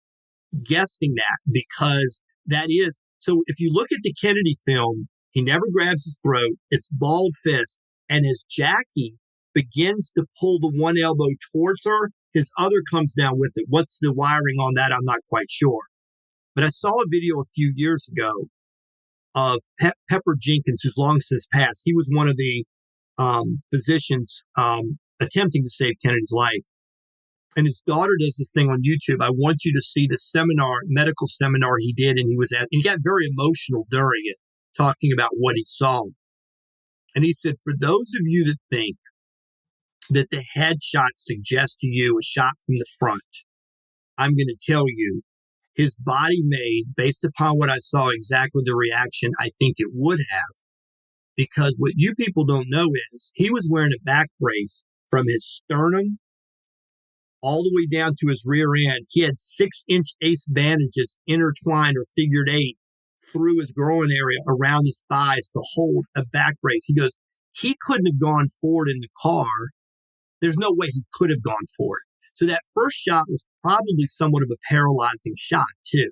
Okay, yeah. And I always wondered about that. Makes sense. If you saw the movie with Natalie Portman playing Jackie Kennedy, it came out in 2016.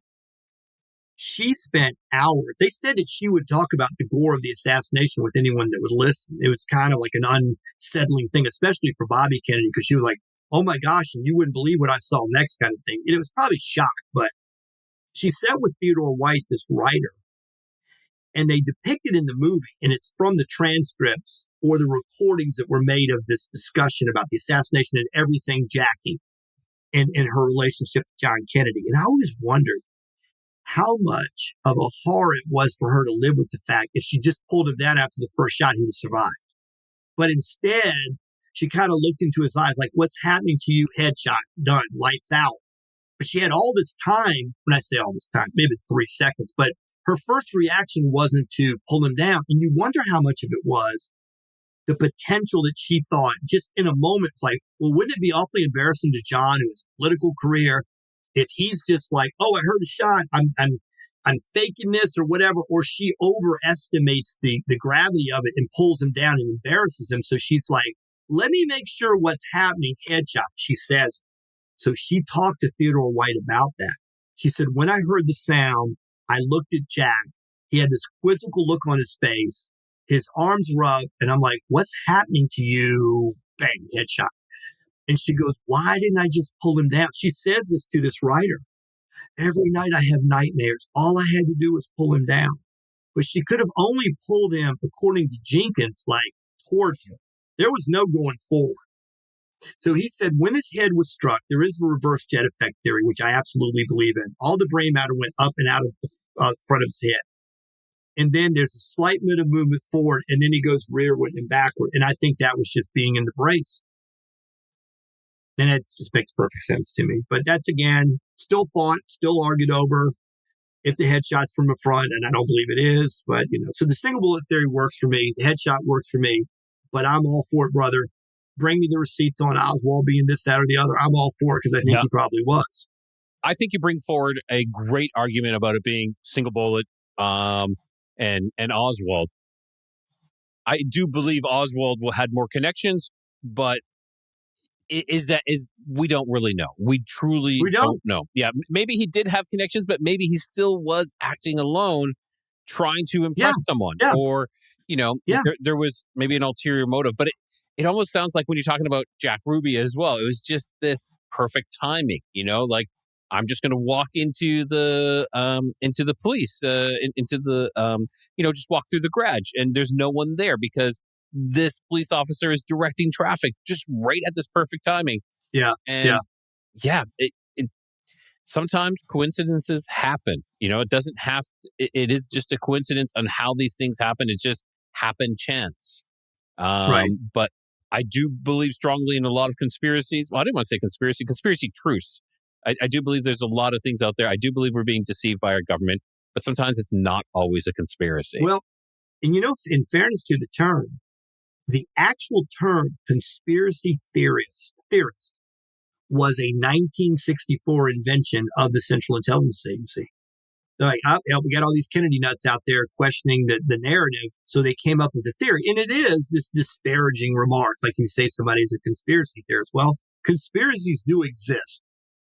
And it's only two or more people with like mind to affect a criminal end. I mean, so, Marina could have been involved. It makes it a conspiracy. I'm not saying she was. But I'm saying I don't think she knew anything about it, but and I should have even said that. It has nothing to do with her. But, her remorse in the fact that she said, well, maybe if I'd gone back with him, he wouldn't have done it. I think she's being sincere. So in that, I have no reason to think she's not. But if she is being sincere, that would feed he just was, down and out and had enough failure in life. And if she won't come back to me, what else is there? And there is that aspect that some have argued too. And I think this has a lot to do with famous shooters in general. It's the notoriety. It's now everybody in history will know me. And there may have been a certain degree of that. Yeah, but that is true. Especially Ruby as well, like you're saying, Jack Ruby. That was kind of his motive is the notoriety. Maybe he did want to get more into with the mob in the Mafia. And by doing this type of hit, maybe it could push him up. I don't know. It could be anything. There's so many questions, so many more questions. Yeah, and that's what I love. And there'll always be. Yeah, and I don't know if there's going to be another smoking gun. I can't really imagine at this point. The only thing I can think of is more definitive evidence that Oswald was more government connected than they've ever come clean. Other than that, I don't know what could really be out there. I mean, what else could there really be? I think that's going to probably be the thing. And again, back to my guy, that's 34 years old at the time. He's 19 when he's at Page. He told me, like, now again, that's some guy talking, but he was just like, oh man, I saw everything I was in on the hearings. If he was in on the hearings, maybe he did hear some crazy high-end classified information that the average bear doesn't hear. But I do kind of think like, yeah, he's just some guy saying I was 19 at the time and I took this in. But it wasn't a really popular opinion in 1994 to say, I saw it all and Oswald did it. Most people just wouldn't say that. Because again, I said it to him there in Dealey Plaza. Yeah, one of those crazy people think Oswald did it. Well, come with me, and it's like, you could find two guys in Dealey Plaza. Really, there might have been two of us. And there were guys out there selling the magazines and stuff. And again, some of the stuff I saw was like so blatantly bullshit. I mean, I already know that one. And the storm drain, the shot from the storm, and it's been studied. You can't even see the car from the storm drain that they're referring to. Or they have them in locations that didn't exist in 1963 that now exist, and they fired from there. So there's plenty of that out there. And what's so sad, you have your interest. And I'm some nutty guy with a big mouth or whatever, but I'm in Dallas and I'm really listening to people who grew up in the United States. And again, it's kind of my subject, but I'm listening to people. They're like, well, didn't it happen over there? No, it happened right here on the, they don't know what street, they have no concept of the shooting. Where's that building? The one up there, the one with the museum in it. I'm really shocked at how people really don't know anything about the layout. And they just make assumptions, and they're just going on these assumptions or going what someone else told them. Well, yeah, and they're making assertions like, well, nobody could possibly do the shooting. No, dear, over here, that's where over here. They don't even know where the shots were fired from. Or I know it was from up here on this knoll. How do you know? Because I feel like it. It seems right. And there's another one that really drives me crazy. It's the why did he shoot him on Elm Street? And it was in the movie JFK. The two attorneys, this attorney is talking, one of these lead aides to, in the prosecutor's office with Jim Garrison's like, you know what, boss? I never understood. Why did he just shoot him coming right down Houston? Because the car drove directly towards the school book depository and then turned left and turned away. So I was arguing with somebody on the show one day, and I said, let me ask you something. I've been in that window. If he had fired a shot directly into the limousine, when it turned on Main and started down Houston directly towards the building, where do you think everyone would have looked immediately? Directly straight there. ahead. Yeah. Straight ahead. Because Marion Baker, the cop that ran into the school book depository, he goes, I knew where the shots were coming from. It was right ahead. Because he was still on Houston. Right, next point. He's firing through a windshield with a Secret Service agent, John Connolly, and Kennedy. So he's shooting at the vehicle, windshield, human being. He turns on Elm Street. There's Kennedy's back in the back of his head with nothing to block. And the shot's going away. And I talked to somebody, and they're like, no, you'd never wait for him to have an escape. I'm like, bullshit. You wouldn't shoot straight down through a windshield and another body. You would wait until you had an open shot at his back. And I think a clear line of sight. A clear line of sight. And I think that there's also an aspect of there's going to be a level of confusion created from a shot from behind. Because it did. People were kind of like, where did that shot come from? Where did it come from? Did it come from behind us? Whereas I think if you shot him coming down Houston, like I said, every eye would have gone straight to that building. Like there, right in front of us is a guy shooting at us. He probably would have gotten return fire. There's all kinds of things. But I swear to you, you can get in discussion like, no, it doesn't make any sense. It had to be this because he would have shot him on Houston Street. Okay, he would have shot him on Houston Street, and he didn't because he didn't have enough sense. Whatever. It just doesn't make any sense to me. The other does make sense to me, but I'm like the 1% that thinks that waiting until he has an open shot at his back in the back of his head makes more sense than firing through a windshield and another person and drawing fire. It makes a lot more sense. It really does. You have that clear line of sight. I agree with you. Yeah. All that being aside, not like, oh, the shots are straight ahead. I would even not even care about that. I would say through the windshield, through, another body in the way.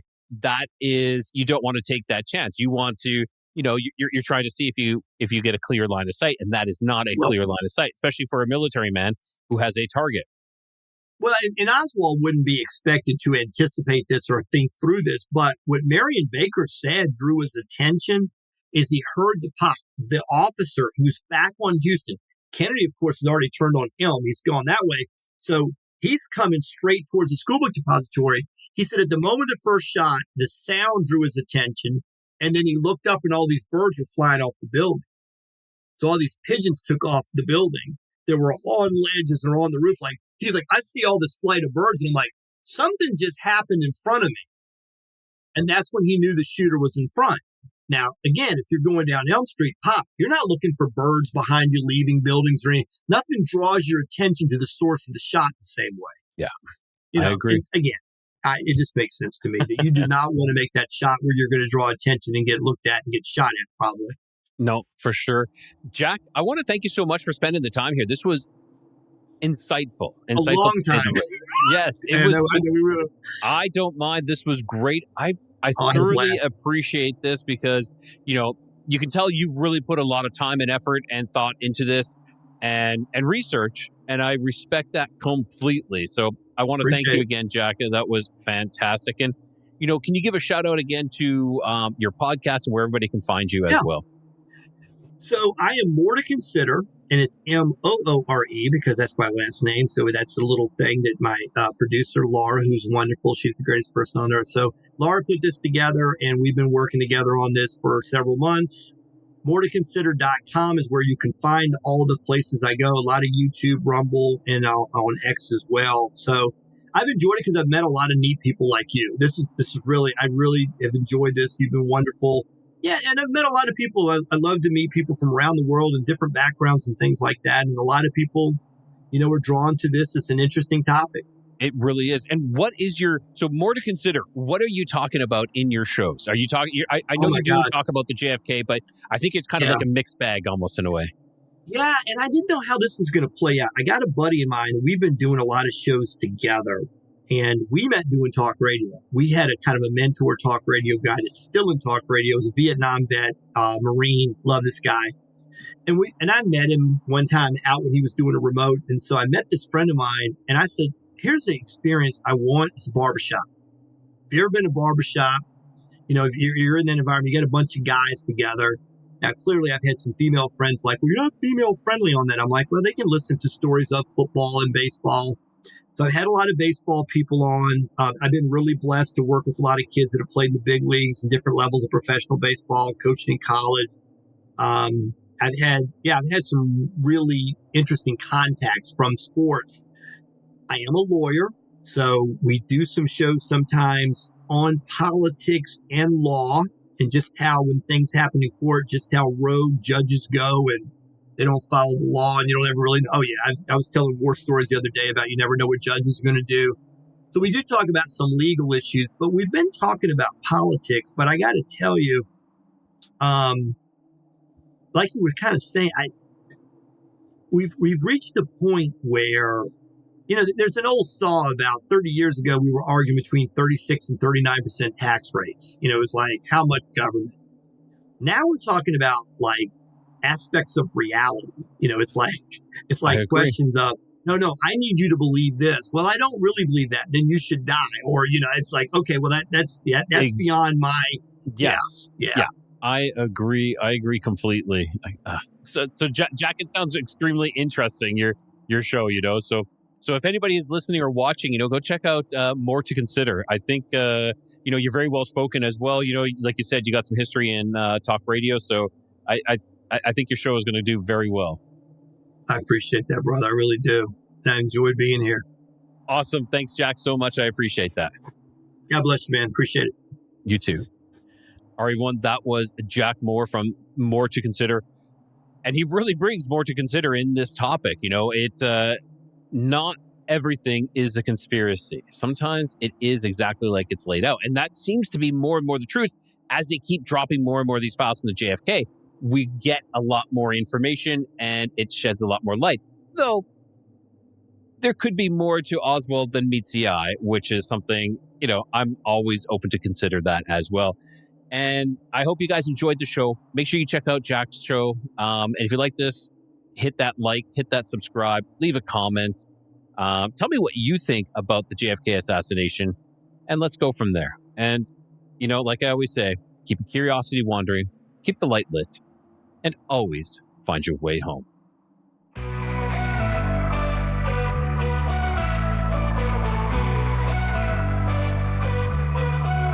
Beneath the stars where shadows grow, the Nephilim's echoes whisper low.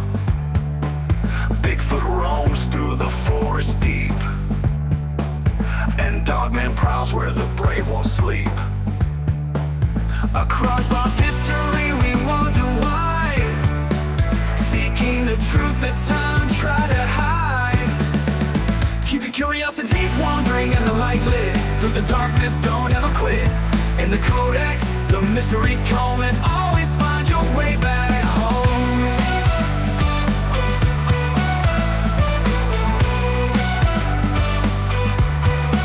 UFOs streak through the velvet skies, aliens watch with unblinking eyes. The paranormal hums where silence breaks, in the void of secrets a lantern wakes. Through hidden realms and stories untold, the Codex flame is a light to hold. Keep your curiosities wandering and the light lit, through the darkness don't ever quit. In the Codex, the mysteries come, and always find your way back home.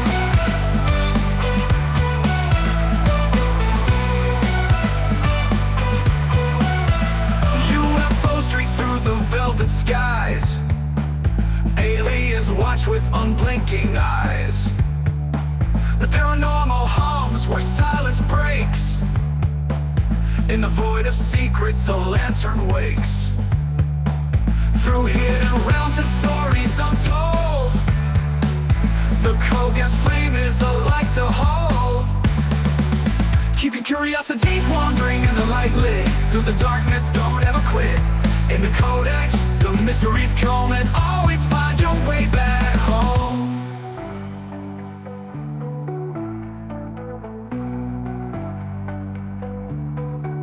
Legends rise from the Earth's deep core, a lost legacy we can't ignore. With every step, the veil grows thin, revealing worlds where the strange begins. Keep your curiosities wandering and the light lit, through the darkness don't ever quit. In the Codex, the mysteries come, and all